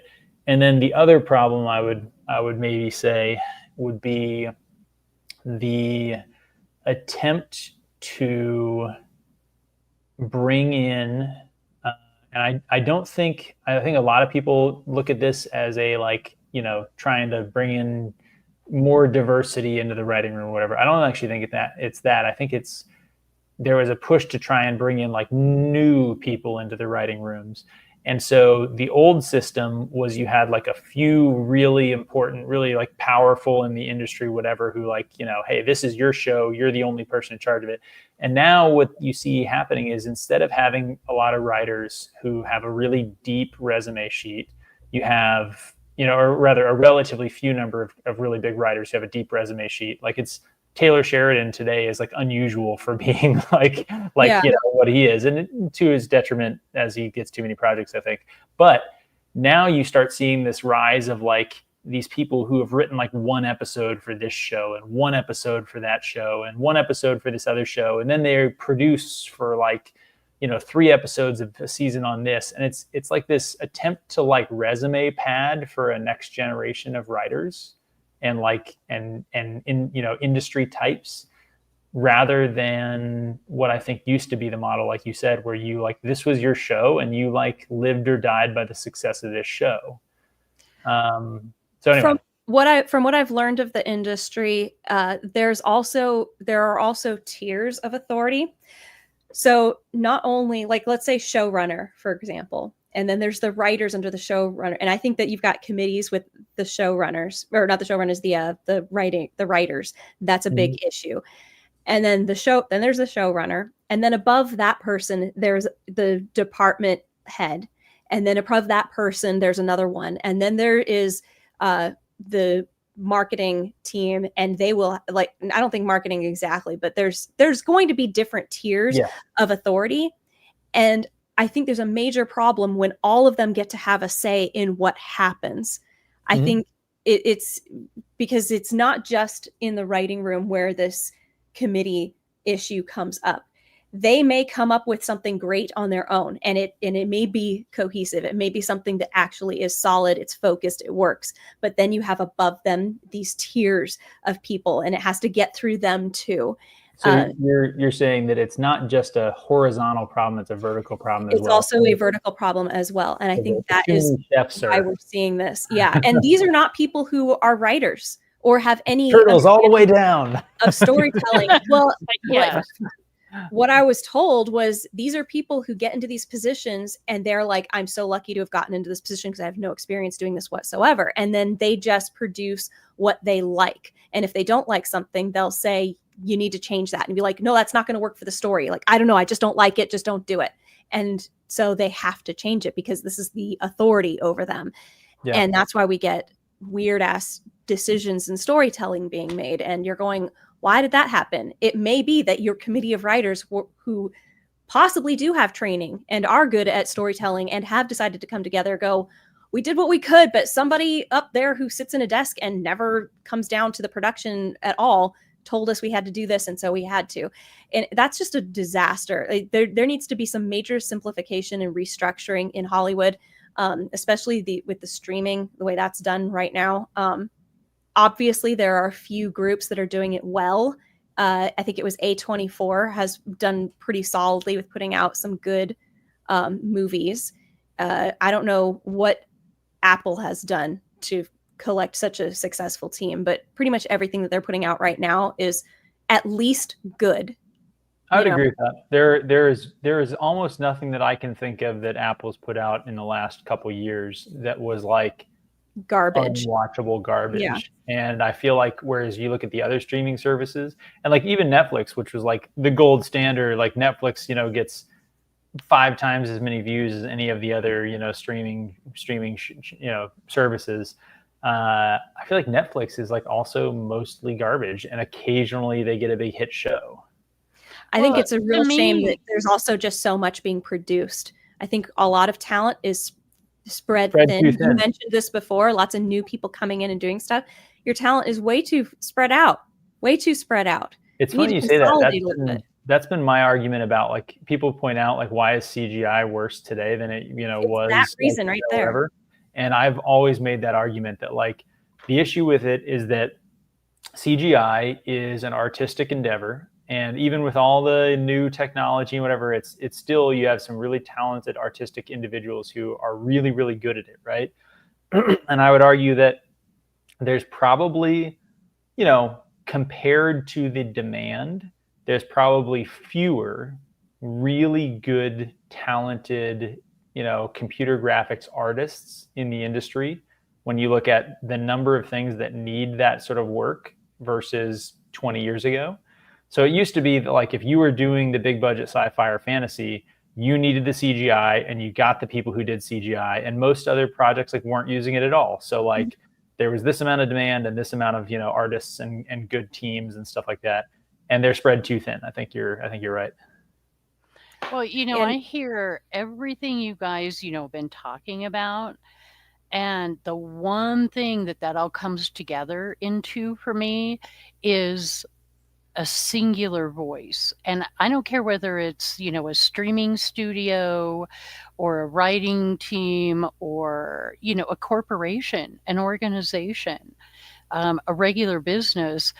I think in the end, to really be successful, there has to be an agreement on what the voice is going to be. Like, what are we representing, or what is our message going to be, or what really is that through line of the story? Like the theme? Yeah. And like with Wheel of Time. And so you can have that, like Amber was saying, if you have like a committee of writers, right? That's okay, because you're getting a variety of ideas, fresh takes, all of that. But there's got to be that one person who lays out, this is what our theme is. This is what the voice is. Now, we can take little deviations or we can present it in different ways, but this is what ties it all together. And, like you were talking about the vertigo problem. Well, now all of a sudden you've got 20 different quote unquote voices, right? That's like if you're writing a book, you want the voice, right? The point of view, what elements there are in your story, they've got to have that through line tying them all together. And I think that's a problem where we don't see that. Like Severance very much had its voice and its tone, and, it did things differently, but you could watch probably something done in that world without it being called Severance, and you would know it was, in the Kier world, right? Because it has its own voice. But like with Wheel of Prime, it's all over the flippin' place. And I'm sorry, I don't care if, he got 2,000 notes for the first season. I still think it comes down to the showrunner or somebody has to put their foot down and go, no, this is the voice. You want to give me some input? All right, I'll take that, but I've got to integrate it in the voice that we have set for that show or that story. I have a couple thoughts. One being that I agree with you that I think, like, the buck stops here. Like, I think that is the showrunner and the producers for that show. Like, I think that's their job, right? And so when you were describing, like, the, people in the industry talking about this problem of meddling from the top, I'm like, well, I think that's sort of like office talk whinging about higher up bosses and, like, basically pick an industry. Like, everyone always thinks that their bosses way up at the top have no idea what they're doing. They don't know about how to do this stuff.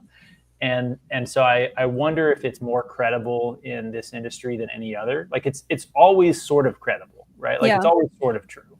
But the question is, like, do we think that's worse in the movie and film and, you know, whatever industry than it is anywhere else? And do we think it's worse in that industry now than it used to be, right? Well, like some of the stories that I've heard are literally like, this person worked in the same building as me and I saw them doing something that looked cool. And so I offered them this like major producer position.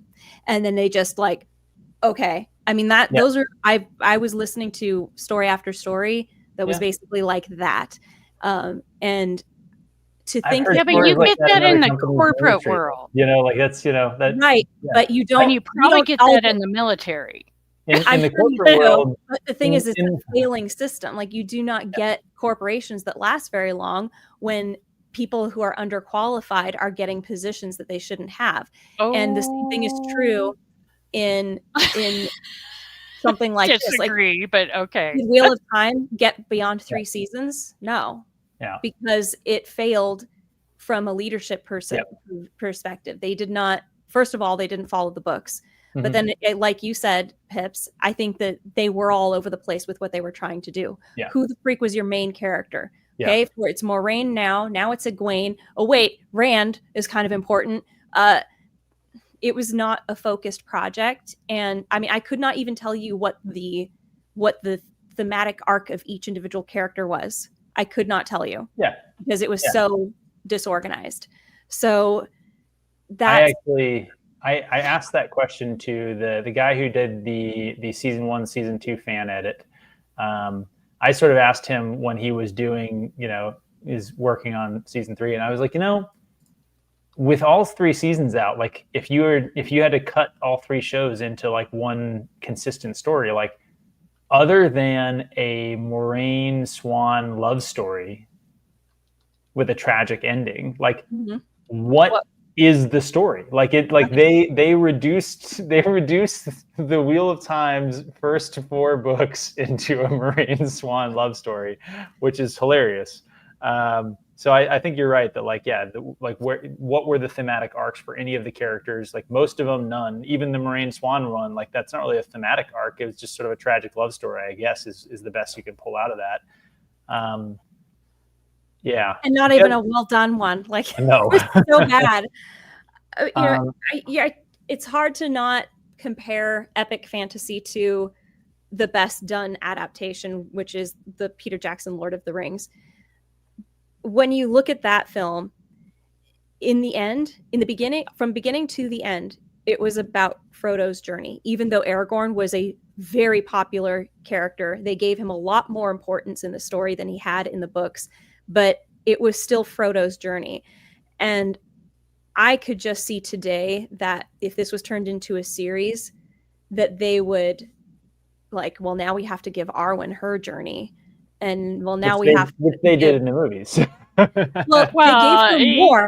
They gave her more, but they would try to give it almost equal weight to what is more important than destroying the ring and who's carrying the ring. That's Frodo. It's his story. It has to be focused on him, and everything that happens around him supports that journey. Like even Aragorn's whole journey supports distracting the Dark Lord at the gate so that Frodo can get into Mount Doom without having to go through an army of orcs.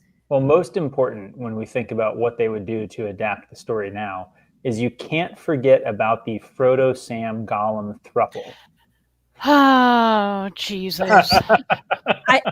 Changing the nature of a relationship in an adaptation is so stupid. I think it is so dangerous. And I see it all the time. And I go, you're making a big mistake here, because there's a big difference between friendship and romance. It absolutely changes the nature of all interactions between those characters. And this is why, I mean, look what happened with Wheel of Time.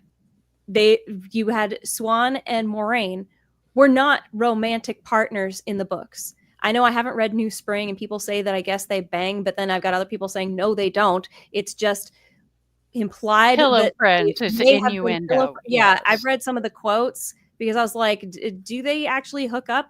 And it's like, no, they were very close. and people are interpreting that closeness as a sexual relationship. And I'm like, you could read it that way. I think that I'll put it this way: there is allegedly, notes in the Robert Jordan collection from people who allegedly have seen the notes and things like that kind of confirm that reading. There's some Q&A from Robert Jordan that confirms that reading. But at most you get sort of the I had a gay phase in college kind of reading of their relationship. Okay. Well, yeah, and they were in an all-girls, an adolescent all-girls school run by a bunch of nuns, sort of the corollary, right? No boys allowed. They can't leave. And they're all, 14 to, 20 years old. And then they grow up and move on with their lives. And that's like a real thing that happens in the world. And for the bulk of the written story, and when I say bulk, I mean like 99.999% of it, they are not in a romantic relationship. And so it changes all of their interactions. It changes how much weight are you going to put on any instance that involves the two of them. Mm-hmm. And that just turns the focus away from where it should be. And it's very dangerous to change the nature of a relationship from in an adaptation. And if anybody's ever thinking of doing it, just don't. Don't, believe me. Even if unless you have 1,000 people saying you should be together, and when I say 1,000, I mean like 1,000%. Like if every fan of the series is saying they should have been together, like, I'm sorry, Ron should not have been with Hermione. But and the Swan Moraine thing really does actually affect later things in the story that you have not reached yet. I'm already there. That I think even way beyond that, like towards towards the end, there are things that you'd be like, well, why would this happen if the Swan Moraine shippers, and I think shippers in general, just they think they know better than the author, and they just think, well, the author wrote that, but who cares? It's fine to ship characters that you love or for a story you're reading, but guess what? You're shipping them for yourself, and that's a little fantasy that you should have and keep to yourself and your friend circle, if such is applicable. You can have fun with that, but you don't need to go out there and do what happens these days. But Amber, I don't know if you saw in private chat, but don't forget the band lore thing. Well, before we move on to that, I didn't get that story. Yeah. Before we move on to that, how did you get your name? Before we move on to that, I remembered the other question that I was going to put to you guys when we were talking about the vertical chain, too many chefs problem. So one thing would be like, this is just whinging, and it's really just the showrunner's responsible, and he's trying to kick blame up the pyramid, and it's the proletariat writer's room against the man, But the other one, which would be interesting to see if you guys think this has any merit and synergizes with the thing that I brought up earlier, is do you think the executives, these evil, bad executives who are meddling, right? What if the makeup of these studios, of a bunch of like new faces who are kicked around to a few different projects, and they're not as experienced, none of them have like the real industry sort of gravitas that some of these showrunners for this of a show of this budget would have had in the past, right? What if that's intentional? So you have these studio executives, and they're intentionally picking a bunch of green people so that they can boss them around. You don't want to be known as the guy who produced this project. Show. I don't think any of them want to be. I mean, I can laugh at that as an idea, but I don't think any of the executives want to be known as the guy who produced a terrible show. I think that everybody's doing their best, but not everybody is in the position they should be. That's my. Right. Well, you can laugh at it, which is, that's always good. A guy who can make a lady laugh, it's always a good day. Yeah, but you might also have the narcissist problem. And I'm not in that industry. That is such a rude thing to say to me like that. Let's talk more about me. It's got to be a major problem in Hollywood as well. By that I mean, you know, like you've got, sure, the executive who doesn't want to produce a bad show, right? You know, wants to make money, be successful in that way, and continue to climb the chain or whatever. But the narcissism makes them think, look, my idea is a fantastic idea. This person that I'm hiring, you know, I'm giving them a leg up. Maybe there's some nepotism in there, whatever. But, you know, their arrogance is going, well, no, this is a fantastic idea. This will be great. This will work. And then when it doesn't, it's everybody else's fault. It's not theirs. Yeah, their idea was still fantastic, you know? That does fall into the narcissistic pattern. They're going to be everywhere, especially in a place with a lot of spotlight and glory and glamour like you have in Hollywood. But I do think that it's just the way that it's structured. I think that there needs to be a restructuring in Hollywood altogether.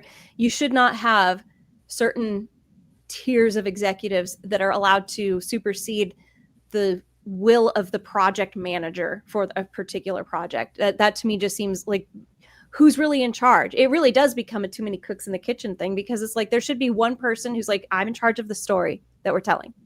I'm the story. That is my department. You hired me to do that. And if you need me to change something, you better have a damn good reason for me to do it that I agree with, because it's not going to happen otherwise. And maybe it's a size problem. Well, yeah, that's why I was saying also. Yeah, too many projects going on, too spread thin. And that just means there's just too many people. Like, you're going to have to fire some people. You're going to have to condense fewer projects. That's just, and this applies to a lot of other areas too, but now we've got these giant conglomerates. Look at all the IPs that Disney owns, that Sony owns, that's crazy. Whatever. So now, you know, instead of having like a whole bunch of different studios or filmmakers or whatever, you know, each kind of doing like I'm just pulling numbers out of the air, but like, let's say, you know, 2 or 3 projects or a half a dozen projects, right? So you've got a team that all the way up to the top, they're actually physically and mentally able to focus on everything. Do you think the head of Disney can focus on the however many thousands of things they've got going on at once? No. So they're kind of clueless, but they're still giving input. Are you saying that there's a problem with all of our entertainment media turning into the meme from Idiocracy where you have Costco and Carl Jr.'s? Yeah, or oh darn it, I can't think of the name of the Sylvester Stallone movie where Taco Bell is the restaurant that everybody goes to. What is the name of that movie? It is Idiocracy. Isn't it? So Idiocracy, yeah, they have Taco Bell and Carl Jr.'s and a couple other ones, but it's like, yeah, there's these couple different mega corporations that own all of the other ones, which, you know, yeah. I think Demolition Man is the one that I was kind of thinking of, and Punish brought that up as well. Because it's the one with him and Wesley Snipes. Yeah. Yep, everybody's saying Demolition Man in the comments.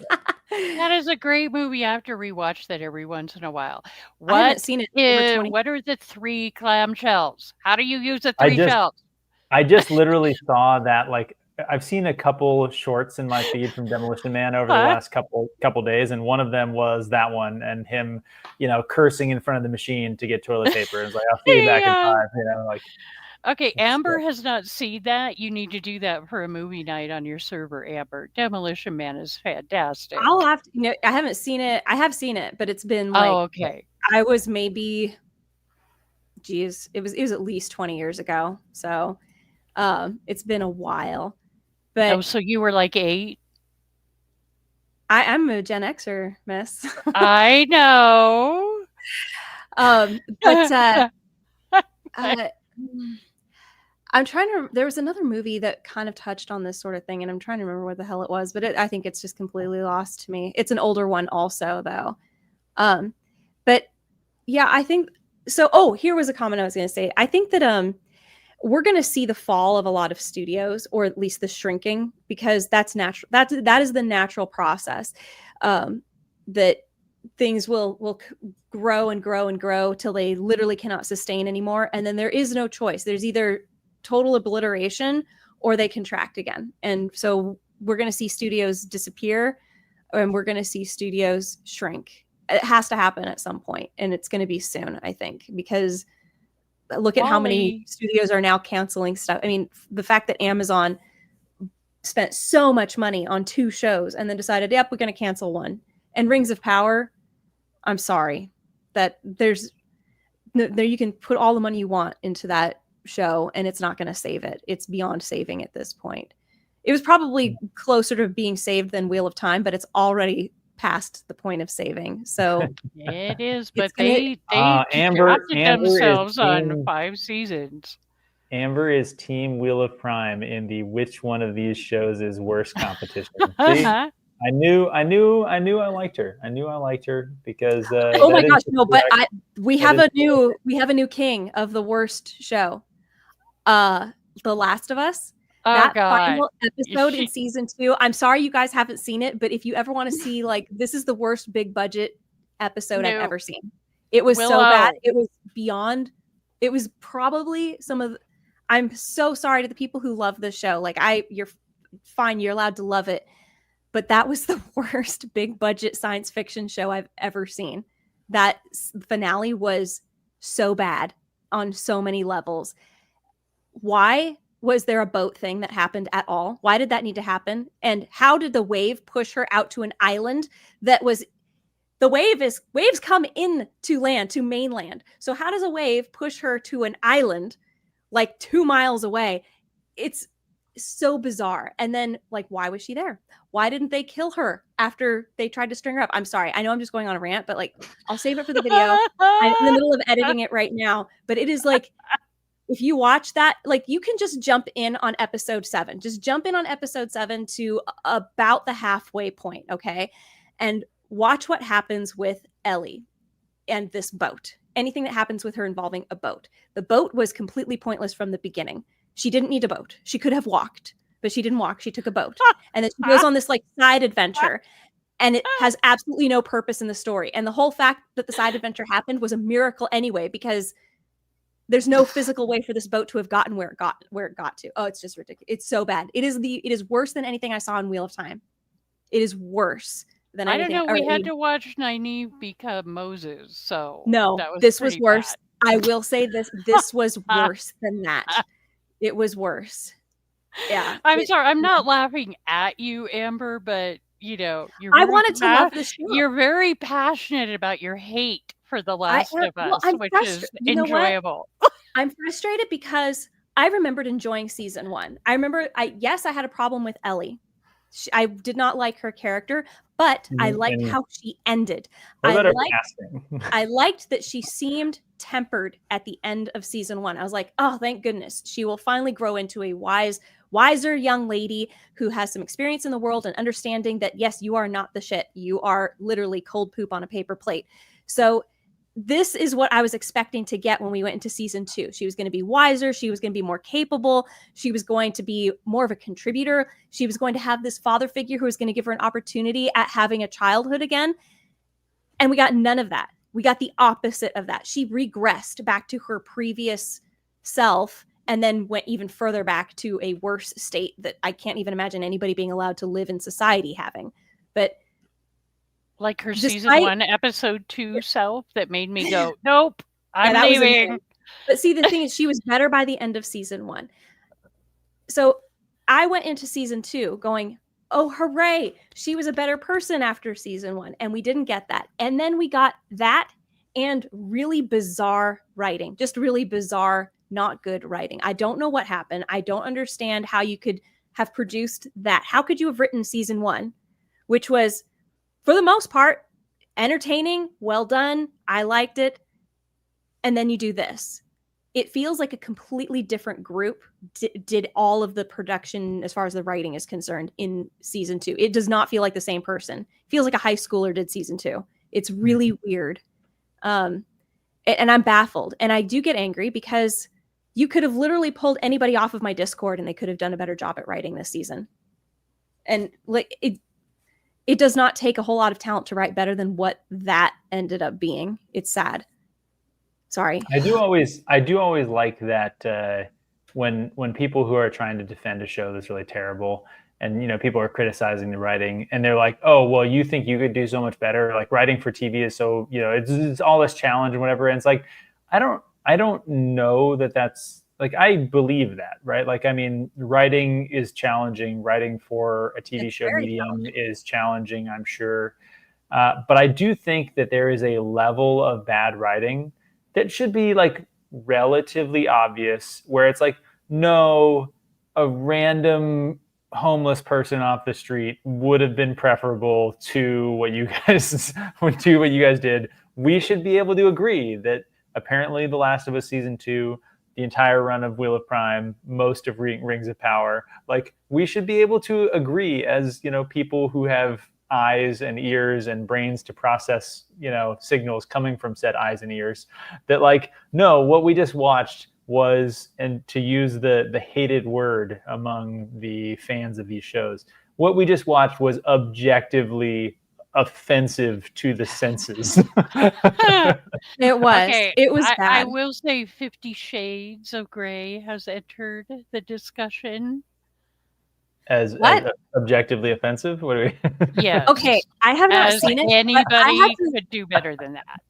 I had to hunt down because I really wanted a clip. I remembered, I have not seen any of the 50 Shades of Grey movies, but I did remember seeing a clip of him going, I have very particular tastes or whatever, something like that. And I wanted to put that in one of my videos. I forget which one. It was one of my Wheel of Time ones.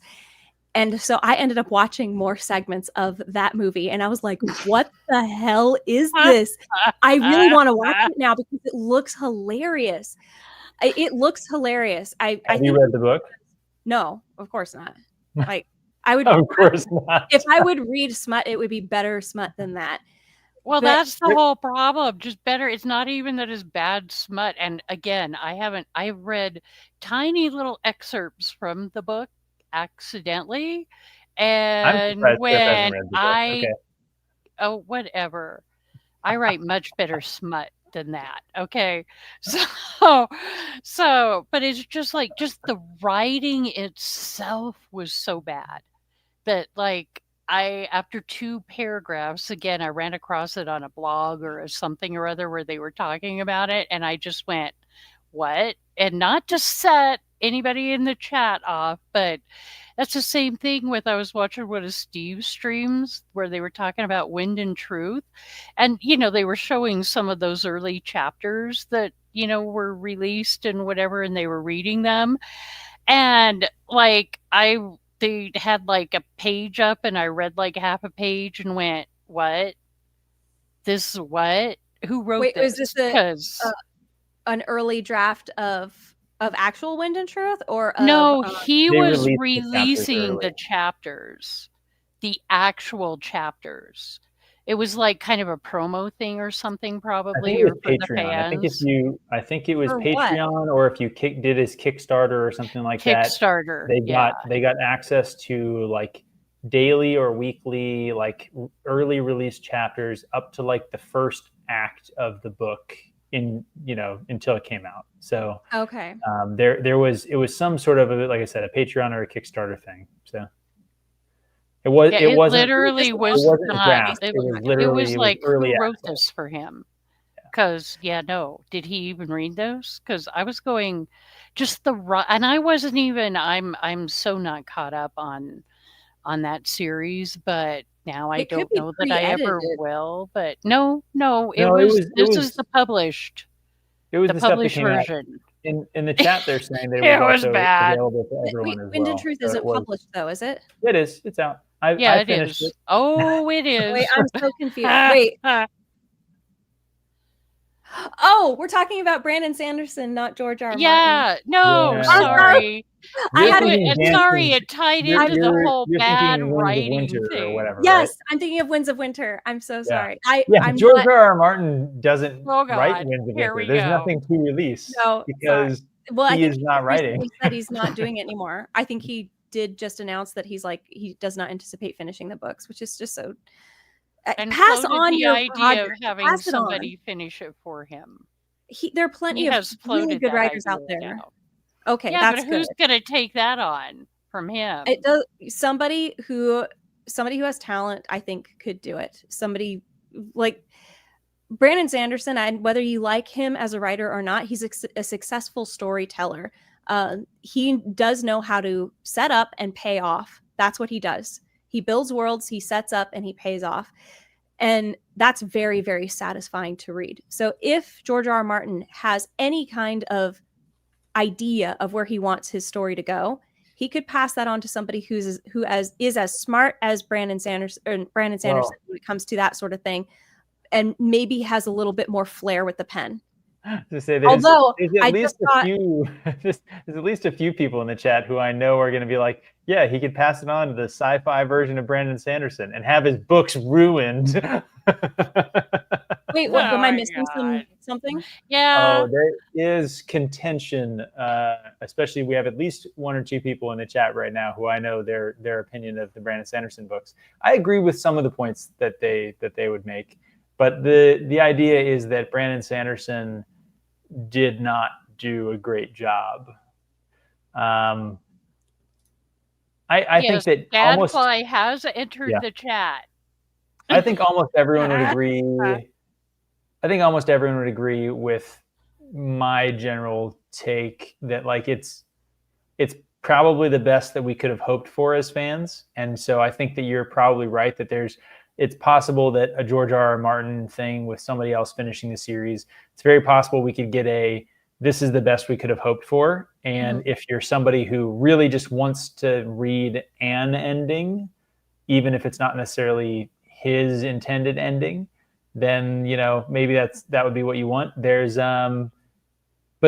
people, and I think Gadfly is one of them, that would say, I wish that the series had just ended when Robert Jordan died and that we hadn't had it finished in the way that it was finished. And I think that George R. R. Martin would be similarly problematic for any other author trying to finish. But didn't Brandon Sanderson write off of Robert Jordan's notes? Wasn't that the whole point? Was that the wife said, "Why don't you come over here and take a look at his notes?" Yes and no. So part of the issue here is that the notes have never really been released, right? So we don't actually know how much stuff there was, but there's somewhat conflicting evidence that leads the most likely answer to be one of two things.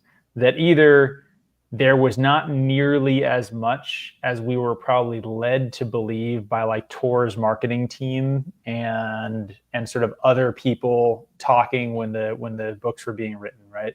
So maybe there was a lot, but there wasn't enough that was like consistent. So maybe you had a bunch of fragments and little drafts of things and some notes, but maybe it didn't all mesh. Like there might've been some conflicting concepts. So he had like, maybe it wasn't all him writing down his plan, but like he had some draft ideas floating around and he had older drafts and newer drafts. So maybe it was kind of a mess and very hard to like make sense of, or there wasn't much there, right? So in one way or the other, the notes were not sufficient and sufficiently usable to really do his story to the end. And then the other possible option is that, and there's some quotes from Sanderson that sort of make this seem plausible, that basically Sanderson showed up and like started looking at the notes and realized like there's just so much, and instead, like I'm just gonna start writing, and you guys, Harriet and the two assistants, Maria and the other one that I can't remember the name of, like I'm offloading to you guys to come and like give me the executive summary and bring me some things, and then give me sort of steers as I like put stuff out there. And but so there were were some scenes, specifically like the end and the very end. And weren't there a couple of other very popular parts that Jordan actually wrote before he died? Even those, there's a very large question of. So we'll just talk about the end, right? So it has been said repeatedly that the ending was all Jordan, right?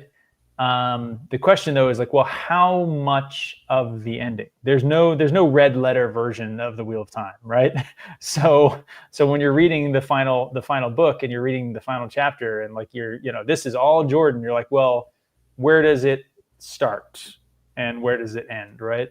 And so I think that you're left there on like, okay, so maybe this specific little scene right here was Jordan. And then the other 10, the other 90% of the epilogue, was that all Jordan? And so it's really hard to tell because, like I said, there's no, they've never released the notes. There's no red letter version of the thing.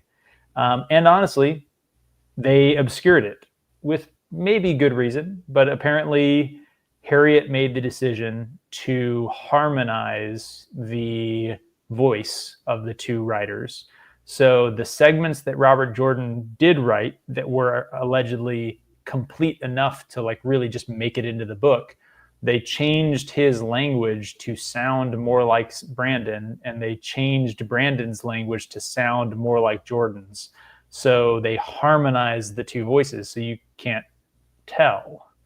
And the question as the reader is now, well, can I not tell because there's no Jordan here and it's just Brandon? Or can I not tell because they did a really great job of harmonizing? And I lean towards the former, but you can tell. Don't give me and I can't spoil, but Matt, hello, you can tell. Because Brandon Sanderson is such an obsessive planner with his novels. Like he's very obsessive about planning everything out before he actually writes it. I could see, I could not see him just saying, I'm just going to write what I think is going to happen, and then you guys keep me on track. I don't think that he does not do discovery writing. He writes with a goal in mind. I'm pretty sure that he is on record saying that he got to the house and like kind of looked at some of the stuff and then just like locked himself in the room and like didn't leave until he had already written 100 pages. And then like, which is not like, you would have to go and spend. You phased out there. Am I the only one who's frozen, or are you guys?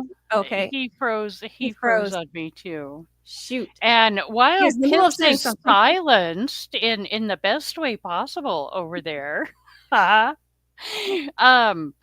take my comments as that I don't think that Brandon did a fantastic job, because I do. I mean, who else would even be willing to really step into a project like that? And yes, I know there are some who would prefer that they just never got finished or whatever and have problems. And like I was talking about Matt, again, no spoilers. And Sanderson has even said he really didn't quite get Matt or really know exactly how to handle Matt. I think I heard that from Brandon Sanderson himself, or that he struggled with Matt as a character in general. Yeah, he did, which as a Mormon is understandable, but still, I still think the fandom really lucked out with what he did. You know, not perfect, but did he break the lore or the magic or anything like that? Not in my opinion, he didn't. No. He did take, how do I want to put this without spoiling? I would say, I think the biggest complaint that a lot of people have is that he went over the top with some of the actual mechanics of things with the magic. Like if the rest of the story, let's just be general, has like the magic capabilities, right? at like a 10 in some instances, with especially a particular character, and then with some of the mechanics. Brandon really thought they were cool and liked certain things, and so he ramped them up to like an 18. See, I could see that break anything, but I've always felt that, I mean, his main focus seems to be world building and magic systems. That's that's his big love. And every time that I have discussed I've only read Mistborn, but when I have discussed his other stories with other people, it sounds like he gets his characters quite often to very, very powerful levels. Like he gets them to a point where they're almost like, you know, a lot of people would maybe tune out because it's like, what's the point anymore? This person is overpowered. That's the word I was trying to bring to my mind. Right. No, and that fits perfectly. Yes, that kind of fits perfectly. I don't think it ruins anything at all, but that is one of those contentious areas, kind of, sort of. But I still feel like we were very, very likely to get him, you know, to finish that off. And I really do think, even if he struggled with some things, that he put a lot of thought and care into it, you know? Yeah, I don't think he didn't put care into it. I did see a little video of him talking. It was when he was very young and sitting with the wife of Robert Jordan and talking about how he was terrified getting into it because he was like, I am an aspiring writer and this could destroy my career. Like if I screw this up, it could ruin me as a writer forever. So I think he was probably the best person to pick up notes and world building rules and continue within the same world. But as people are pointing out in the comments about Matt not being Matt and a lot of the other characters not feeling like they were their characters, I could easily see that he can stick with the world, but I do think he overpowers his characters by the end. But his characters in general, I've never felt like he's very strong with his characters, even in their arcs. But like I said, I haven't read a whole lot, but that's just a general feeling that I got immediately from Mistborn and starting Way of Kings, and what was the other one? What's the one with the sword? That, although I liked that one. Sorry, I'm just being bombarded by. I'm hearing messages in my ear. It's like, oh yeah, that's the DM. Pips, you know, that's giving Pips responses there. But no, I think you're pretty right on there. But I still stick with that we were pretty darn lucky. Yeah, I think get what we got. Yeah, I think you know, if he didn't write what he did, and assuming that he did it based off of Robert Jordan's notes or brought it in the direction Robert Jordan wanted it to go, nobody would know how it was supposed to end. You know?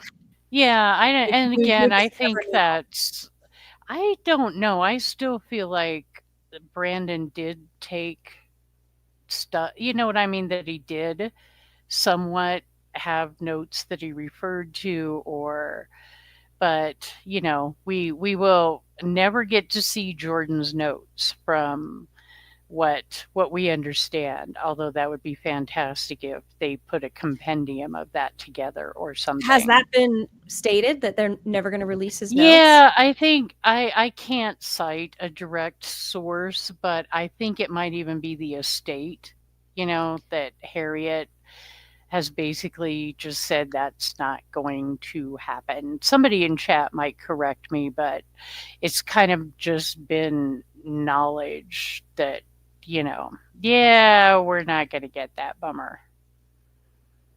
So just so folks know, Pips has completely lost his internet. He is messaging Tryp and I in my Discord right now, and I'm having difficulty keeping up with them. But I asked him to, you know, if he has any final words. We'll probably sign off. We've been going here for almost 2.5 hours anyway.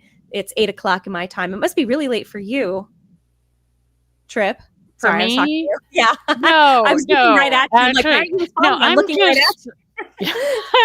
I'm only an hour different from you. Oh, okay, that's not Pips too is bad. the one in Eastern time, but he needs to basically get just started. says, "Hey, thanks for having me on. Great discussion with a wide range of topics. Thanks to the audience and the participation in chat. Pips, blah blah blah. Thank you, love you all of that. Don't you love And it? and then Even just warned, I'm gonna mess it up for you, Pibs. I'll read the yeah, next one. exactly. But I'll do my best, and I don't think you you know about Hopper in the Dream, right? Hopper in the Dream. We're talking about Wheel of Time, and Yes, we're talking I know. about tiny spoilers, Yes. and I'm really bad about remembering what book things happen in. Okay. Because even on my rereads, I'm always all Hopper over has the come back. place. He's in the dream world now. Okay, all right. That's all. I was pretty sure you were past that. So Yes, okay. that happens quite early. I think that's like a book 4 or something. Yeah, Pretty sure it is pretty so. early, but I'm so bad at that. So anyway, Red Hand lore. So of course you know about the Whitecloak subreddit, right? That's kind of where it all started, and then it got nerfed by Reddit mods and all. There was all sorts of drama there, right? But so that's where quote unquote the Whitecloaks started. Pips and Alex and Dane. Well, Okay. Matt had already he had the Red Hand server, only it was called something different back then. But he had the Discord server for Wheel of Time discussions, right? So a lot of people migrated over to that server.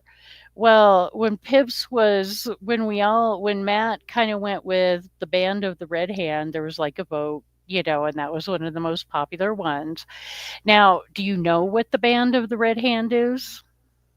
That has not come up in the books yet, but I mean, as far as the Discord server goes, yes, I am in the Band of the Red Hand. Okay, well, all I'm gonna I say is kind of know what it is in the books. I kind of know. okay, Not kinda, really. and that's and I don't need to spoil a lot It there hasn't come other up than yet, to but say it I've has picked it up. I've picked up okay. through osmosis in the comments going, okay, this is a thing that has to do with Matt, obviously. Exactly. Okay, Okay. and that's all you really need to It's his know for banner this, or is something. it has to do with Matt. Well, so people started changing their nicknames to things related to more towards like either the Band of the Red Hand or more Wheel of Time related, right? So that's why I switched over to Brigitte. And, so Pips is Matt's horse in the books. Okay. Not a major spoiler, but I mean you get to know that this is his horse and he is a gelding. Okay. Okay. So Need to I make a note. cannot remember. It's actually in the Red Hand server. You can actually type in like lore 1 and lore 2 because Matt created these little narratives for some of the pertinent things lore wise. So some of this is in there, but so of course, then, we give Pips a hard time about being a gelding and stuff. And somehow along the way, this is long enough ago, I can't remember exactly how it happened, but it was Pips who did it and who started it. The lore became that he went into the dream where Hopper is and he stole Hopper's balls. Okay. So now he is not a gelding.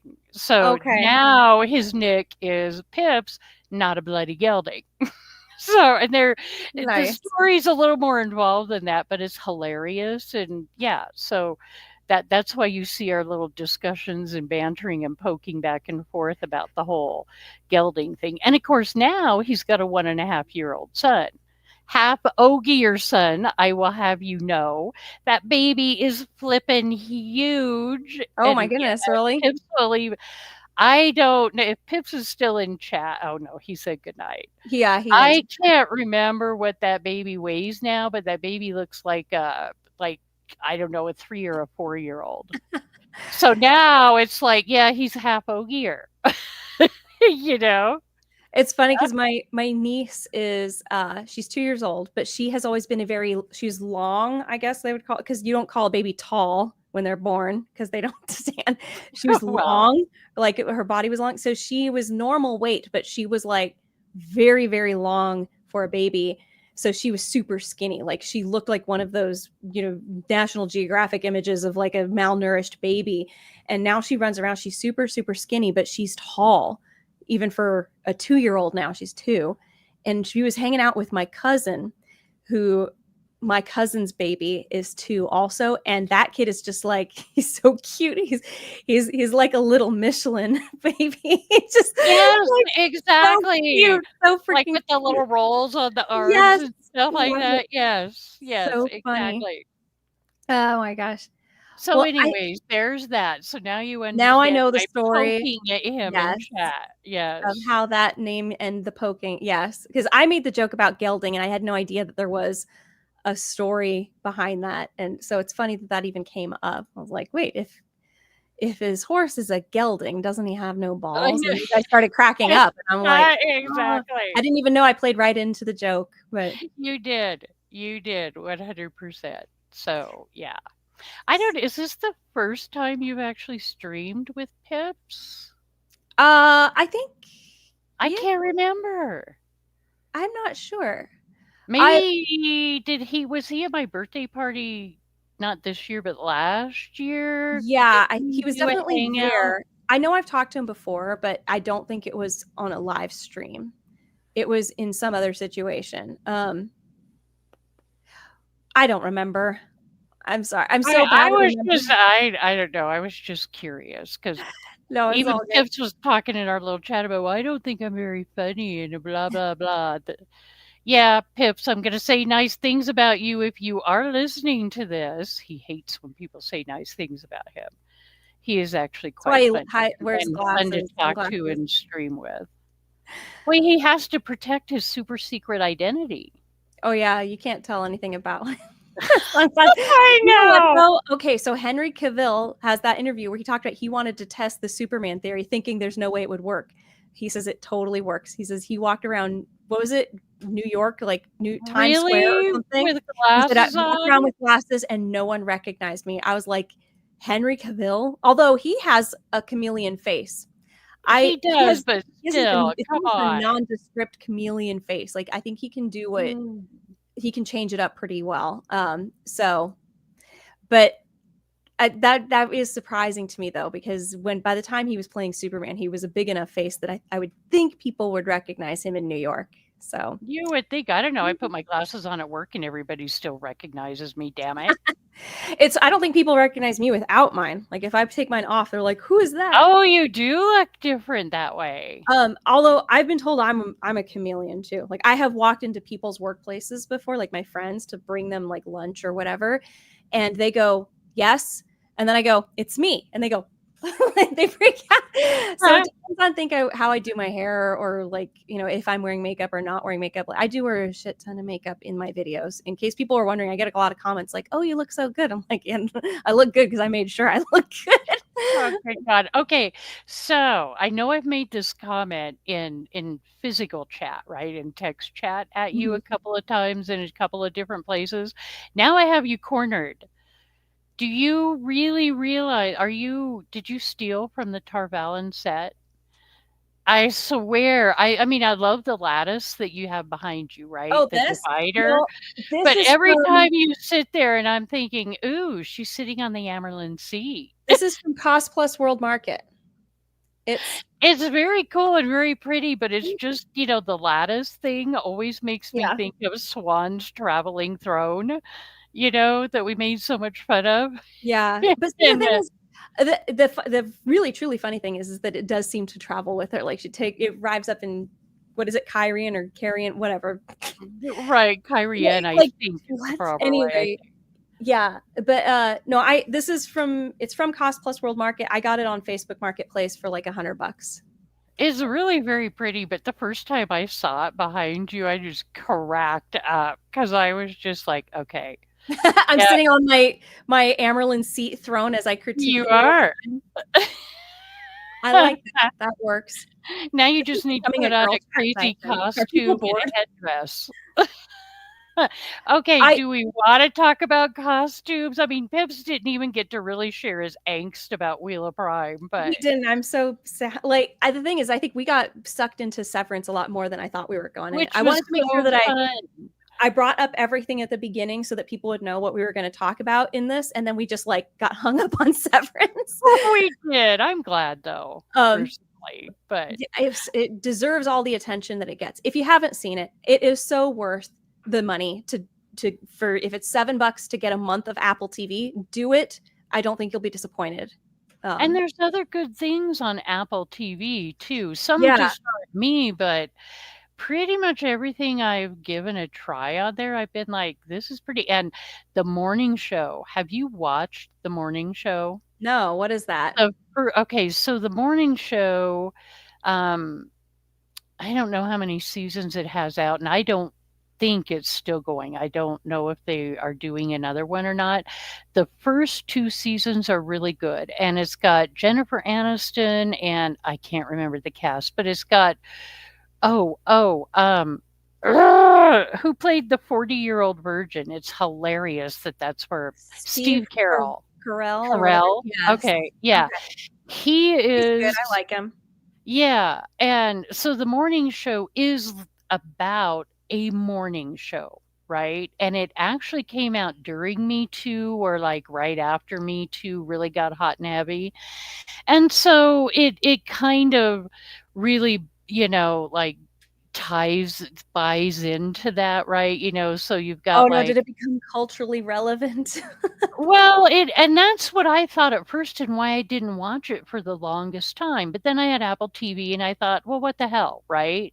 It had really good reviews and stuff, and I like Jennifer Aniston, I like Steve Carell, and some of the other actors in there. And actually it was really pretty good because there was a lot of kind of other human drama tied up in that.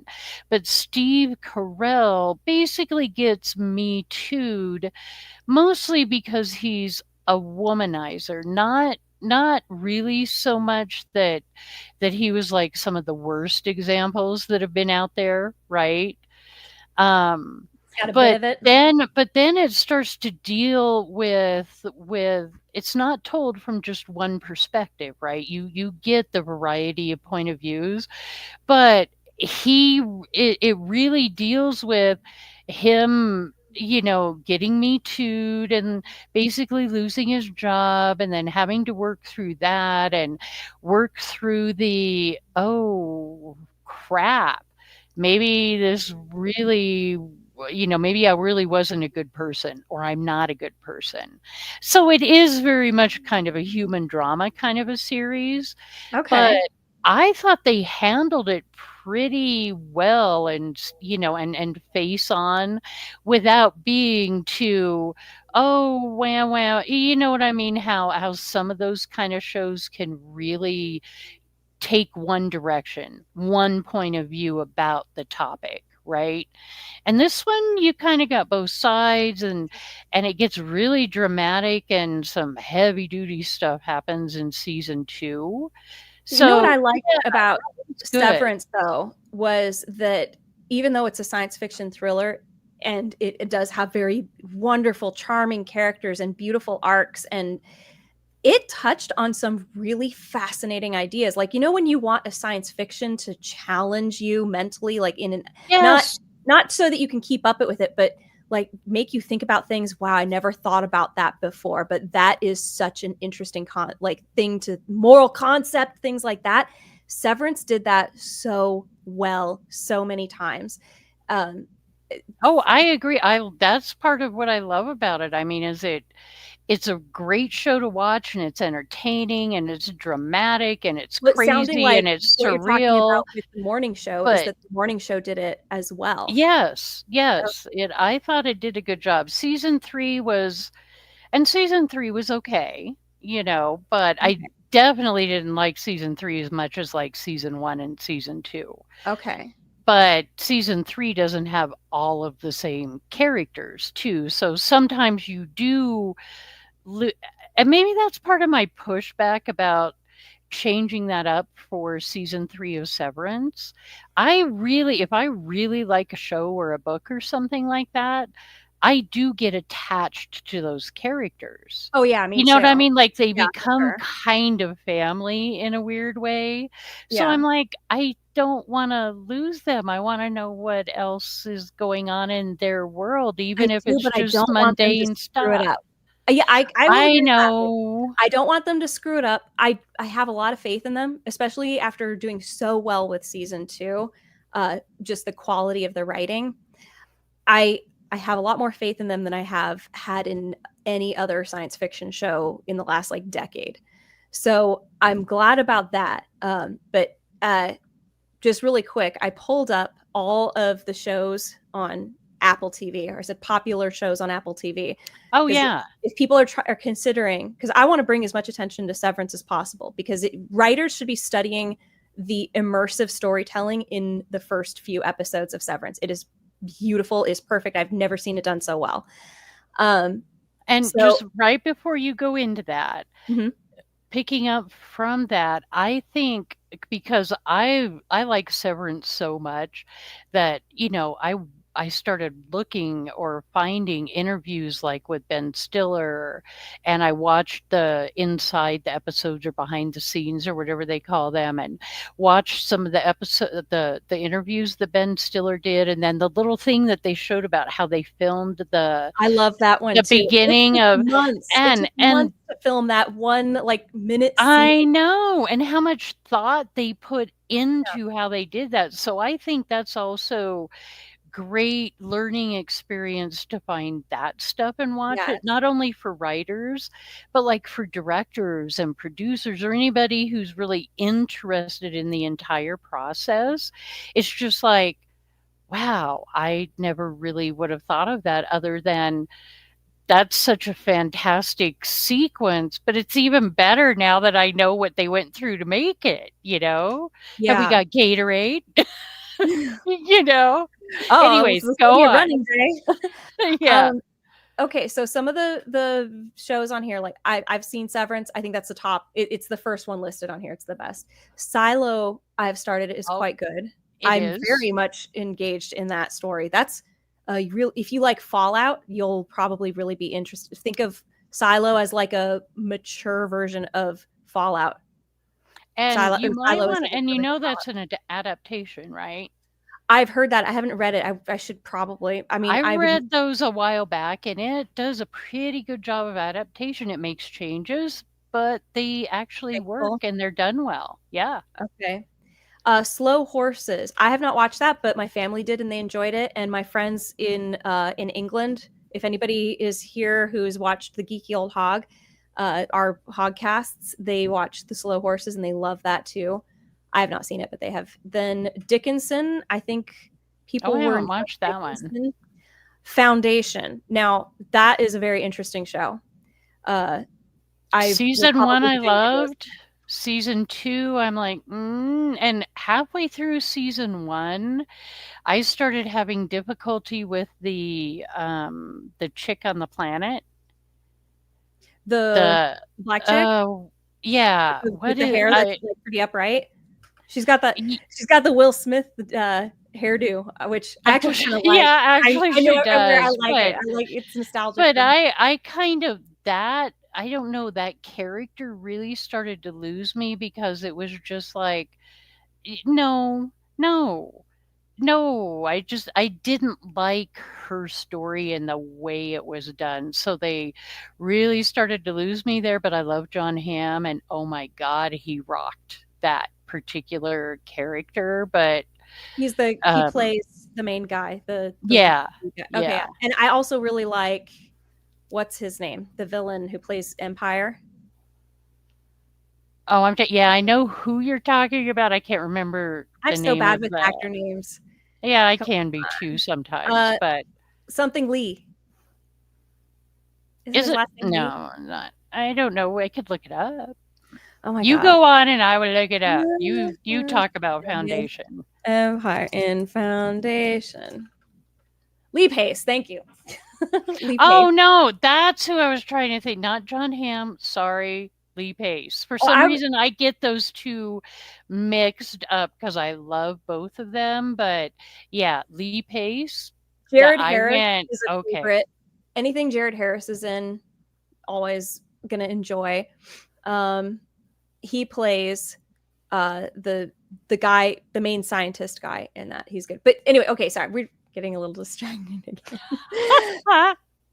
So yeah, Silo, Foundation, I watched I liked Monsters. What the heck? The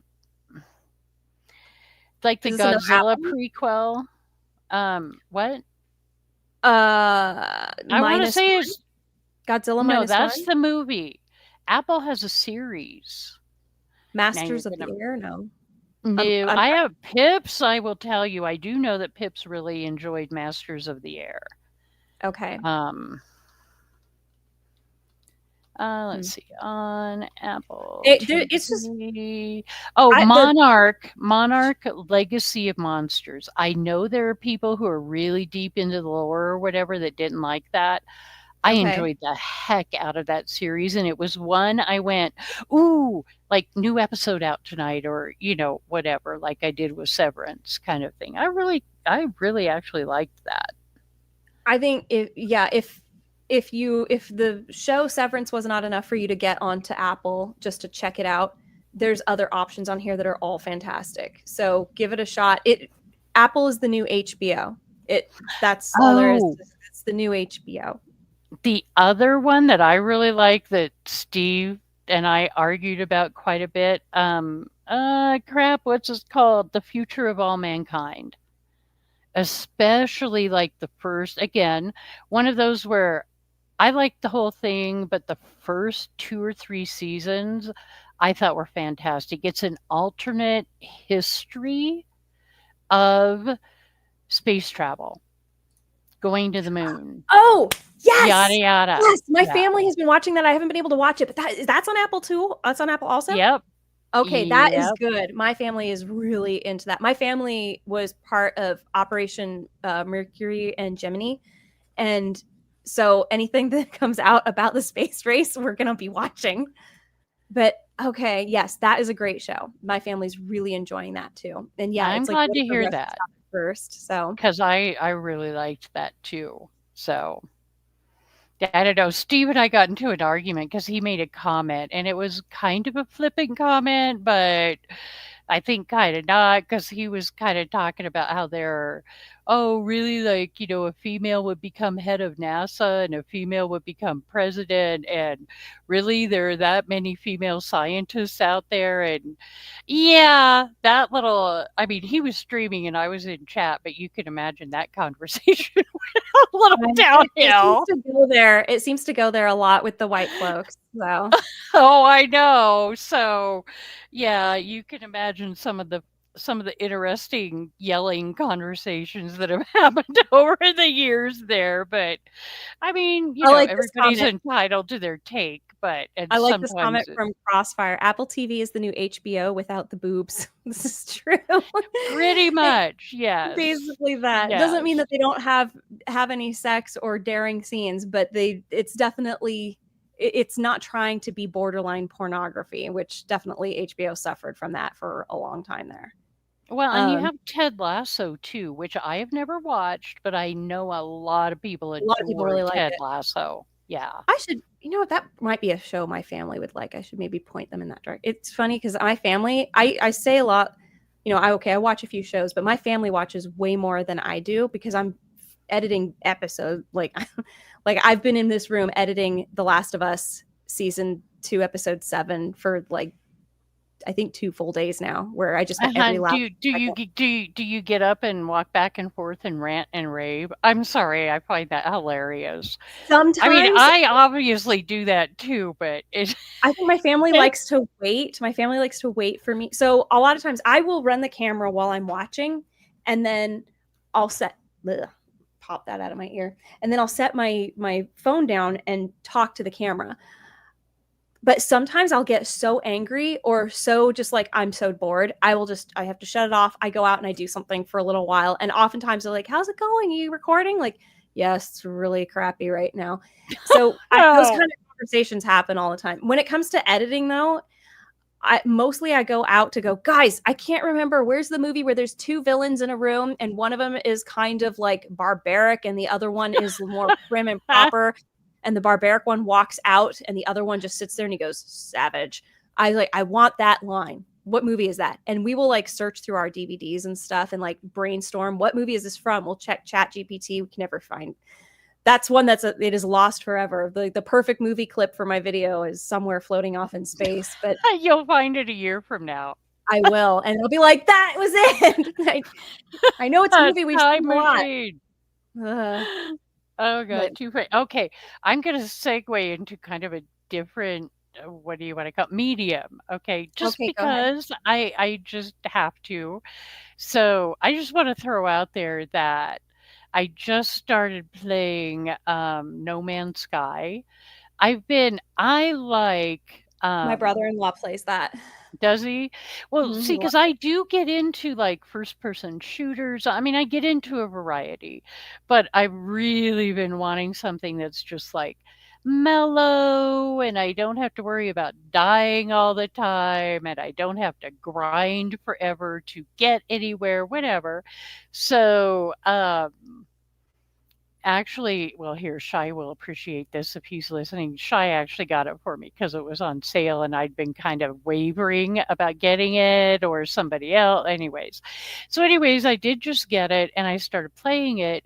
And it's so cool for anybody who's looking for something like that I was talking about, because it has a creative mode. And when you play in creative mode, you already have all of the pieces for everything, right? Like it doesn't cost to build anything. You still have to figure out how to, how to actually do that stuff, right? Like upgrade your stuff and your ship, and you still have missions you can take if you want, or you can just cruise around and find cool worlds and explore and whatever. Oh my God, Amber. It's kind of, I'm actually enjoying a video game again.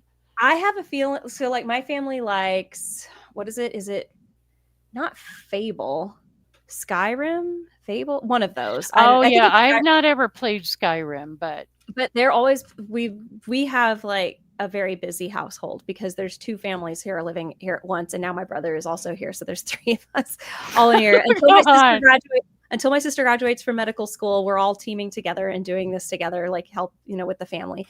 But sometimes it's just, there's too much noise in the house and somebody will just put on Skyrim, or I think it's Skyrim, like just ambience, and like it'll just be a scene with the music and it's like so tranquil and peaceful. And everybody ends up sitting in the room just staring at that. We're all like decompressing. Like at some point we all just end up sitting there going, this is so nice. Like, yes, it isn't nice when it's all peaceful and quiet and we're not watching Totoro for like the 20th time. My niece loves the Miyazaki movie Totoro. She will watch it like every single morning. She'll watch that. It's kind of like when we've got other stuff going on and we don't want to be chasing her around, because we try not to let her watch TV, but it's like, oh my gosh, I need her to just sit still for like 20 minutes. Just put Totoro on. It's the one. It was Bluey before that. So which is good. Bluey's good TV. If you're an adult and you haven't seen Bluey, you're actually missing out on some like I have not seen Bluey. No. I know it sounds ridiculous. It's not like any children's show I've ever seen before. It's definitely made with the adults first in their mind. Like, we want the adults to be able to watch this and not want to go smash their face into a brick wall. Well, and I still like, animation, and I go back, we were just talking about this somewhere recently, but Oh, I think it was Pips, and they got to talking about cartoons, for the kids and stuff that are popular like that. Mhm. And I'm like, well, you need to throw in some Looney Tunes. I mean, because that's what I grew up on, So I'm just like, for me, and I will literally go find them out there. There are compilations of some of those, and Pink Panther, and a lot of that I stuff. introduced my 2-year-old niece to Donald Duck, like the old 1940s and 50s cartoons, and she loves them. She absolutely adores them. Like, she wants to watch Donald Duck makes a cake where he's like, or makes waffles, like where Chef Donald Duck. Anyway, she's like, she will come into Donald Duck, Donald Duck. Like, yes, okay, I'll put some Donald Duck on. The other thing she asked for is Totoro or Dragons. Dragons is How to Train Your Dragon. She's a big How to Train Your Dragon fan. But, I love that. No, yeah. I'm actually interested in the adaptation coming up because it's the same writer, same producer, same like everything. Like, they're just getting the whole old team back together.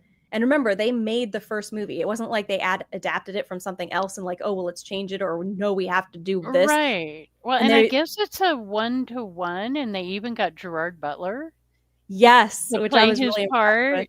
And I'll watch anything with Gerard Butler in it, I've been hearing of all the interviews I've been hearing of them. They keep talking about how they really just want it to feel like you're watching the original, but now it's live action. Like, that seems to be the goal. They're obviously going to have to make some changes. They will have to. That's just not up for debate. They're going to have to, because you can't have human beings doing things that animated characters do. Well, so the question is, do they do it successfully? And these are the same minds who did it the first time. So we'll get to see. This is really their draft too. This is not somebody else doing it. This is the same people going, hey guys, we get to do it again. So I'm very curious to see how it comes out. Yeah, I will definitely watch that when it, comes on a platform I can watch it on. But now you've made me realize when I get a new ship in, or maybe I'll just rename my current one in No Man's Sky, I need to call it Toothless. Tryp's Toothless. That is the name of my laptop. Well, it's Night Fury, but toothless. But I name all of my computing machines after dragons. So I remember when you were having the debate about that. Or what should I name it? Toothless, and then my phone is Mushu, so I have Mushu on there. But so somebody here said Bluey is an adult teaching show. I actually agree. I think that Bluey is a show meant to teach grown-ups how to be good parents. I don't know, I think that's it, because it's mostly about the parents playing pretend with the kids. Like, that is what it, and in a very wonderful, entertaining way that is hilarious a lot of the time. Anyway, sorry. We're going to have to sign off. I know nothing about Bluey. Yeah, I know nothing about Bluey except like the memes that I've seen. It's on Disney. Little reference. I've got most of the memes are about grown-ups feeling more connected to Bluey than children, and that is very real. That is a very real thing. It is, I would say, the best children's show of any kind, like any animated, Muppets, puppets, anything. It's the best one I've ever seen. Just as far as like wholesomeness and like it's there for grown-ups too. Well, okay. I guess this wasn't animated, but what about Fraggle Rock? Have you introduced them to Fraggles? No. I'm saying that is a kids show. Bluey is something unlike that. It is okay. It is for children, but it is unique. It is a class of its own. I've never named my devices. Tryp can attest that naming them would be odd since I treat them worse than an abused housewife. Oh, ouch. Yeah, he's Mr. Okay, I'm going to have whatever, a couple. I sent him a post that I saw on Reddit actually not too long ago about somebody talking about how they have like 100 browser windows open with like 400 tabs open in each one or something. So yeah. Stop doing that, Shy. Good God. I was just talking to a friend of mine today about how we've had our air conditioning go out and 2 of our refrigerators go out. And it's like 100 degrees outside every day now in Arizona. I live in Arizona, so it's very hot. That's right. So we've had the refrigerators and the air conditioning. They're all out at the same time right now.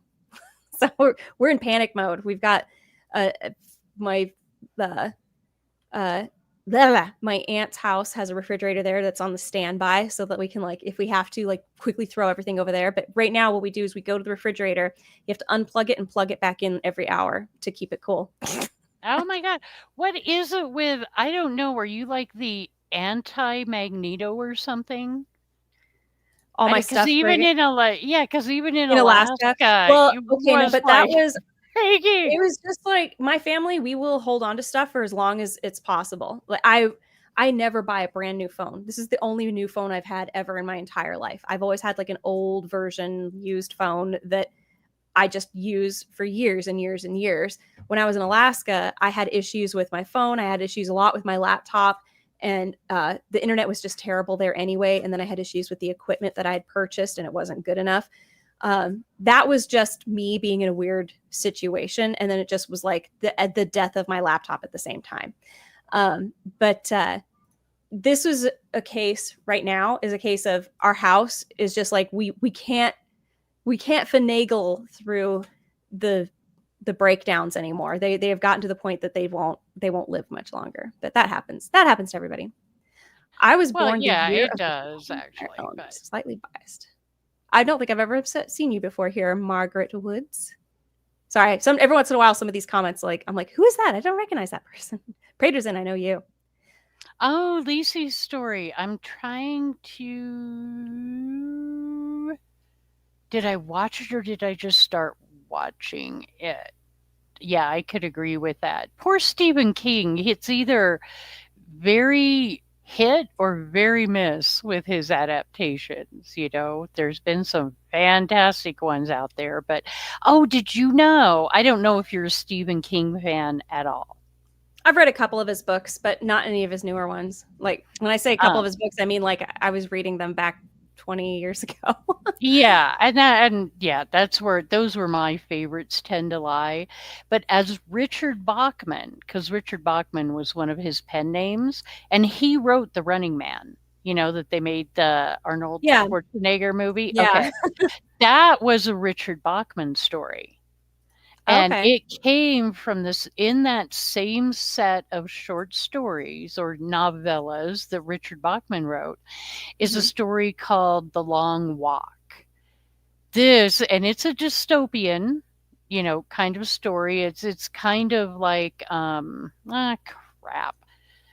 Why can't I think of it? That this was a series of 4 movies, and it's the whole. Okay, it'll come to me. I'm Jennifer. What's her name was the star of it, and became really big. The crap. I'm just not explaining it because I'm getting tired. Anyways, it's, a dystopian, like the majority of the population, very, very poor. But then you have that segment that's very, very rich kind of thing. Okay. And so The Long Walk is basically, they have a contest. I think it's like either every year or every 10 years. And this will probably bring to mind for you what hugely popular movie series I'm trying to think of. So a lot of people seem to equate them, but The Long Walk was written long before that story was, right? But anyways, so The Long Walk is, they have this contest, and it's a group Last man standing gets a bunch of money or something, right? Yeah, like, but if you fall, you die. That's exactly what it is. It's a group of kids that they do this walk, and it's last man standing, wins everything. But talk about and that's when King was really writing that human experience very well, because I think he's really, really good at that, right? And that's been one of my favorite stories of his, of just ever. They're making it into a movie, so we shall see how that comes out. I was interested in seeing that one because it's again like that kind of dystopian story that I really enjoy, where there's something like Hunger Games interested me. Like I was into. Yeah, that's what I was trying to think of, was Hunger Games, and it wouldn't come to me. Yeah. So Hunger Games, like when it came out, I was already an adult, so I looked at it as like this teen thing, like, you know, it's what the teens want to do. But I gave it a shot and I was like, it's got some good ideas, but it is a teen show for sure. It's a teen story. But that's okay. It's still, I think it's good for what it is. I would love to see another adaptation of Battle Royale, because now my sister read the book and I started the book, but it's massive. It's this huge chonker. But if you've ever seen the Japanese movie, I've not seen the Japanese one.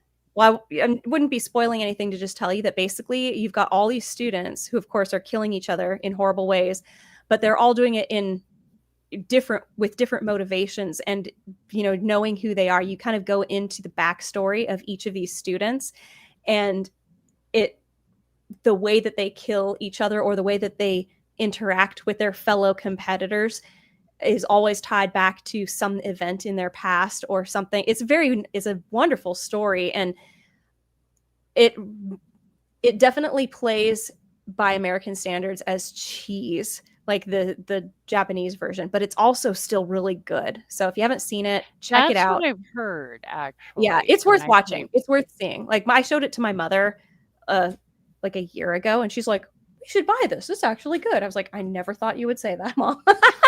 But, you know, well, now you're making me wonder. I don't think we've ever talked about it on your server or anything. Have you watched Squid Games?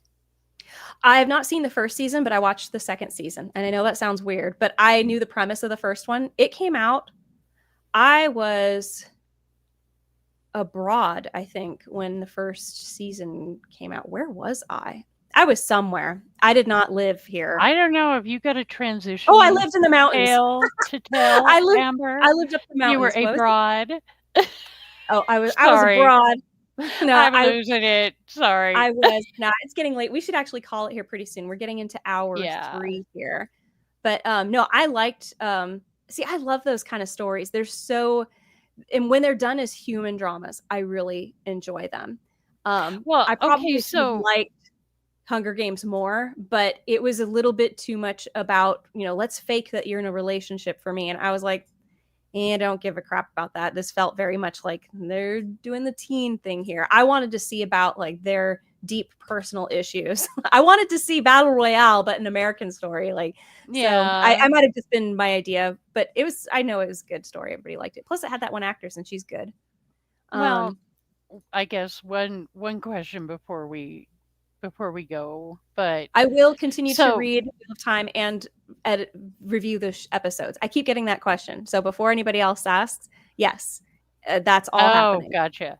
Okay. I will finish the entire series, books and show, and I will talk about all of them.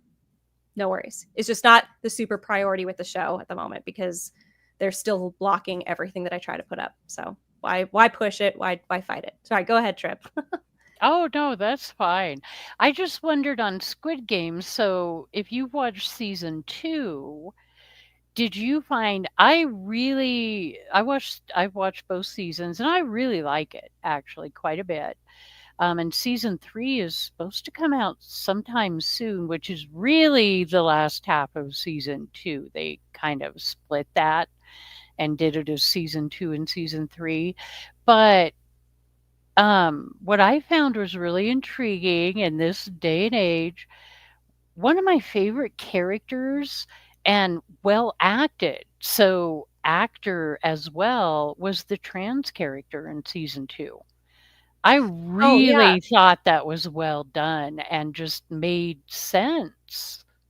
There's a difference between telling a story where the focus is this human being's unique and very personal story and putting them in a world like the Squid Games, and saying, okay, now we're going to take this character and put them in this situation and giving them dimension and that extra depth in that scenario. There's a difference between that and then saying, let's put a trans character in this story. I think because gay people and trans people must be sick to death of boxes being checked on their behalf with really crappy, thrown together at the last minute, just shoved in their stories. I personally would be really insulted with all the times that I've like that would. So what, you put some gay characters in there their story was shit. The characters were shit. Nobody's gonna enjoy this. And I enjoyed his character.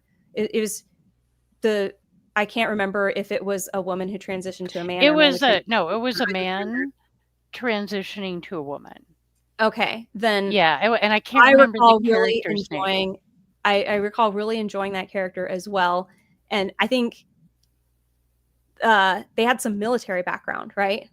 Yeah, they did, and that played into the stories. So, and it was like an unexpected thing, and I was like, oh, I like this. Yeah, and I thought that was a really good example of having, because like you were talking about, sometimes it seems like the problem is that a character is in the story, but then whatever their sexual or gender identity is becomes all that they are, and that's why they're in the story, right? Yeah. And there's no depth built into it. And then you've got like Bert and Irving in Severance, who are gay and kind of in a relationship, right? But it's not their identity, that's just who they are, right? I mean, that's just a facet of their character. So, but then in Squid Game, you had that character, and her gender identity was actually very pertinent and very in your face on screen. I don't mean that in a bad way, right? I mean, it was very evident in her motivations and kind of why she was there and why she acted the way she did, and a lot of the different things there. But it was because that's who the character was, but there was also the depth of like having the military experience, and so it's like, okay, well, that was a well-rounded character and presented really well, even as representation. That's where I go, okay, I don't care if a character's straight if that's all they are. There's also we need depth. Yeah, there's also an essential being essential to the plot is quite important. One of the things that an editor in a developmental editor, like in my position, is supposed to do is cut the waste. So if I see a side quest or a B plot that I'm like, this is not serving your main story, it's got to go, or it has to change, or it has to go. And oftentimes it does feel like, well, let's just make these characters gay also, or let's make this character trans also. If it's not something that is going to create essential drama in the story, there's no point in it being there, and it will feel like that. It will feel like this was just stuck in there for this reason or whatever. But this became a point of conflict for this character and the other characters involved, and creating alliances, and who does that. I can't remember what was that. What were I don't know the names of Korean people, but the trans character in Squid Games was trying to form alliances, and being transgender played a big role in finding people to connect with. And then also being part of the military opened a whole new branch. It was an essential part of the plot of the scenario. And so it was made part of the story, not something that was stuck onto the story. It's hard to give analogies other than this, it often feels like it's just an afterthought, but this definitely was part of the construction of the story. Hey, save yourself. Thank you so much. $20. Holy moly. Ding dong. The Wheel of Time is dead. Now you can watch The Expanse. Huzzah. Yes, I can watch The Expanse. You've not watched oh, good Lord. No, okay. I keep starting it and then like phasing out. I swear I've started that series like 4 times now. I even just recently tried starting it because I saw that what's her face was in it, the actress whose name I cannot pronounce. But I was like, oh, that's right, she's in there. I was like, I'll watch some. And then Agdashalu, something like that. The one, the one with the spectacular voice. Yeah, she is excellent in that, and I really loved The Expanse.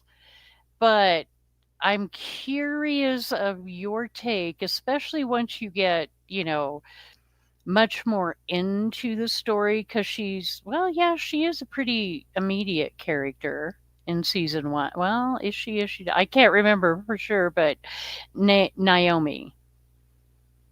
I'm interested on your take because, wow, I have issues with that character. But I always like getting other takes sometimes.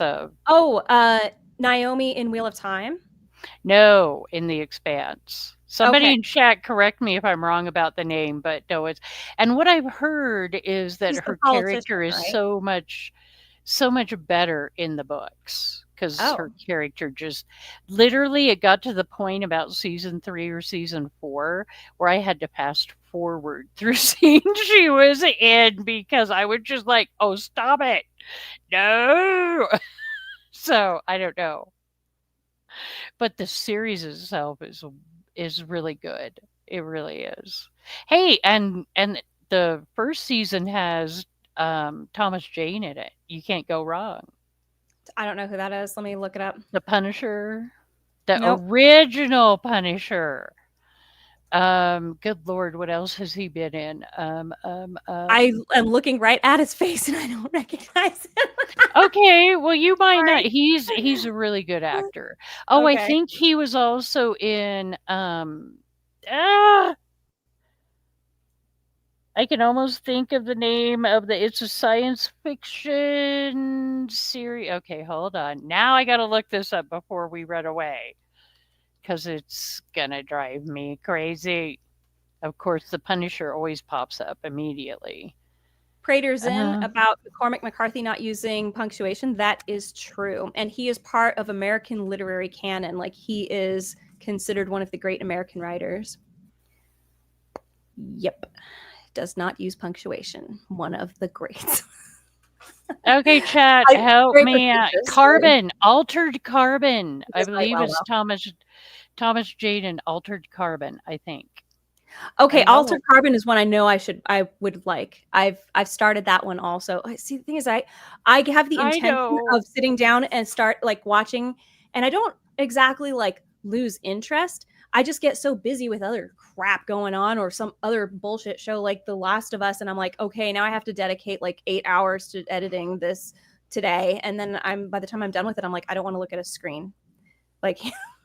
I just want to go for a walk or something. I don't get outside very much, and I'm trying to change that. I've made a concerted effort this year to go outside and get fresh air because I spent most of last year just like indoors, except for my Alaska thing, but we all know how that ended.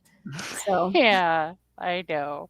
But I get it because like Dungeon Crawler Carl, I will say this about Dungeon Crawler Carl. So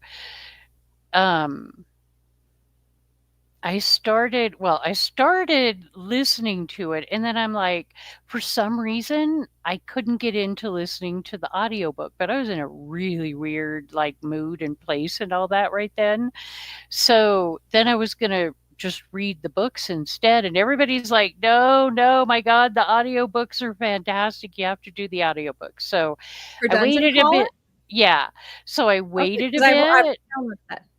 Yeah, I waited a bit and started in on the audiobooks and literally binged the first 4 back to back constantly. Now the 5th I took little breaks in because they get longer. I think he started writing them longer as they really caught on and got, more popular. But now I'm like, okay, and yes, Shy, I started book 6, but I'm still taking a little break from it because I have to be listening to it, and that's pretty much all I can be doing unless it's laundry or dishes or something, because it's fantastic, but it really is, it never stops. I mean, it literally never stops, and it's insane. And you're like, I'll be listening to it, and I'll distract myself for 5 minutes with something, and then I'm like, what the? And I've really been good about not cursing on your channel, Amber. I'll have you know. I think I've sworn the most out of everybody so far. And mostly as we keep talking about the last one. So it's but I'll be listening and then I'll be like, WTF, wait, now I have to what? what just happened? Oh my God. And then I'll rewind it like 10 minutes and just listen to it. And I'm like, oh my God. Mind blown completely. You are the second person to like basically sing the praises of Dungeon Crawler Carl to me. And I know that he's very popular on BookTube right now, or was a couple weeks ago or months ago. I don't know. Time flies for me right now. But I definitely am going to start it. Yeah, the story is amazing and hilarious. I mean, you want to talk about something that's going to make you just laugh out loud, cackle like a mad person. That series will do that. Oh my God. But yeah, I was going to read. The narrator is amazing. Who is the narrator? Jeff Hayes. Okay. No, it's Jeff Hayes is his name. And he actually, what's interesting, they've got, they have a little production theater or whatever. It's called Sound Booth Theater. So they actually have a team that does other things too, right? But when he is recording Dungeon Crawler Carl, he will actually live stream doing it. So you see him, and he seems to stand up doing it. So you see him like standing in front of the mic with his equipment, and you can see his monitor behind him, with all the recording things, whatever program software it is that he uses. And he'll literally, like he records and then if he feels like he needs to go back and redo a little, like a sentence or something, he'll do that and you get to see him. But it is so freaky to watch him doing it. And then you hear these different voices coming out of his face. And you're just like, wait, what? How does he do that? Because he goes immediately from like one to the other, when they're in conversation. The last time I had that sort of enjoyment, like the laugh out loud, was the Iron Druid Chronicles, which I read because I found out they were written at in Tempe, Arizona, which is, I went to school in Tempe. So I was like, oh my gosh, I've been on that road. I've been to that bar. I've been there. Like, all the places that he was talking, and it's a druid fantasy. It's a urban fantasy. So it takes place in modern day, but it assumes that like all the mythologies are real. And there's like multiple versions of them. So there's like multiple versions of Thor. There's like the one that became popular with the movies. So he's just like the guy in the movies. And then there's like the real arrogant prick. But then there's like the actual Thor, what he was like. And he's really scary. Like, it's fun. It's fun. So, but the voice of the guy who narrates that, and I can't remember what his name is, but he's great too. And that was the most fun I've had with an audiobook. And I mean fun, like laughing fun. So I'm looking forward to Dungeon Crawler Carl. Yeah, just say DCC, okay? DCC, but add cursing inbound, but god damn it, donut. Okay, so when you start listening, Princess Donut is like the Iron Druid's dog, but better. Okay, good, because that is the funniest part of the Iron Druid Chronicles is his dog talking to him. But oh my god, it's yes. I'm gonna go ahead, Carl and Donut. And say it is totally time. We gotta put an end to this at this point.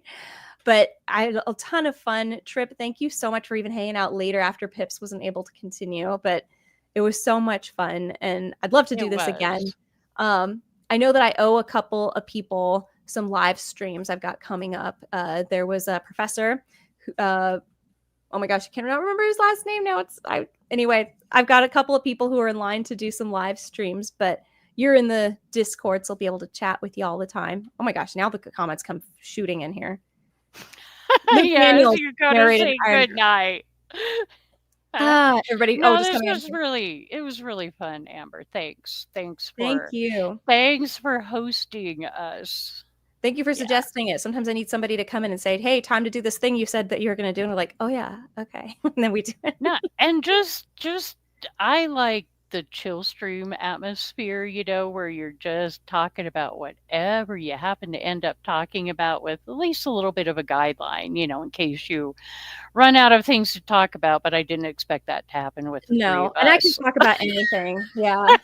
So it's like I store it all up. I spend all my time alone with manuscripts or editing and like editing videos. And then I went a whole week without talking. So I just save it up for stuff like this or my videos where I just like word vomit to the camera.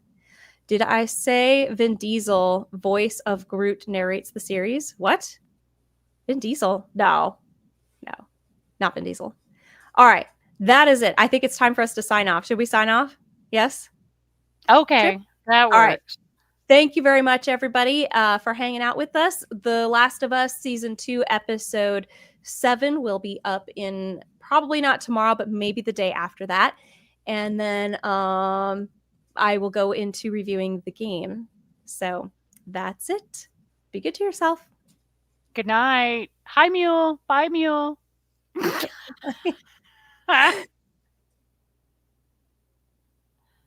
I hit end stream, but it's not doing anything. End stream. Please like, subscribe, and comment, even if it's just with an emoji. It's a free way for you to support this channel. Or if you're feeling super generous, check out my Patreon, Ko-fi, or hit the Money Heart Thanks button down below. You can become a subscriber or leave me a one-time tip. Anything is much appreciated. Be good to yourself.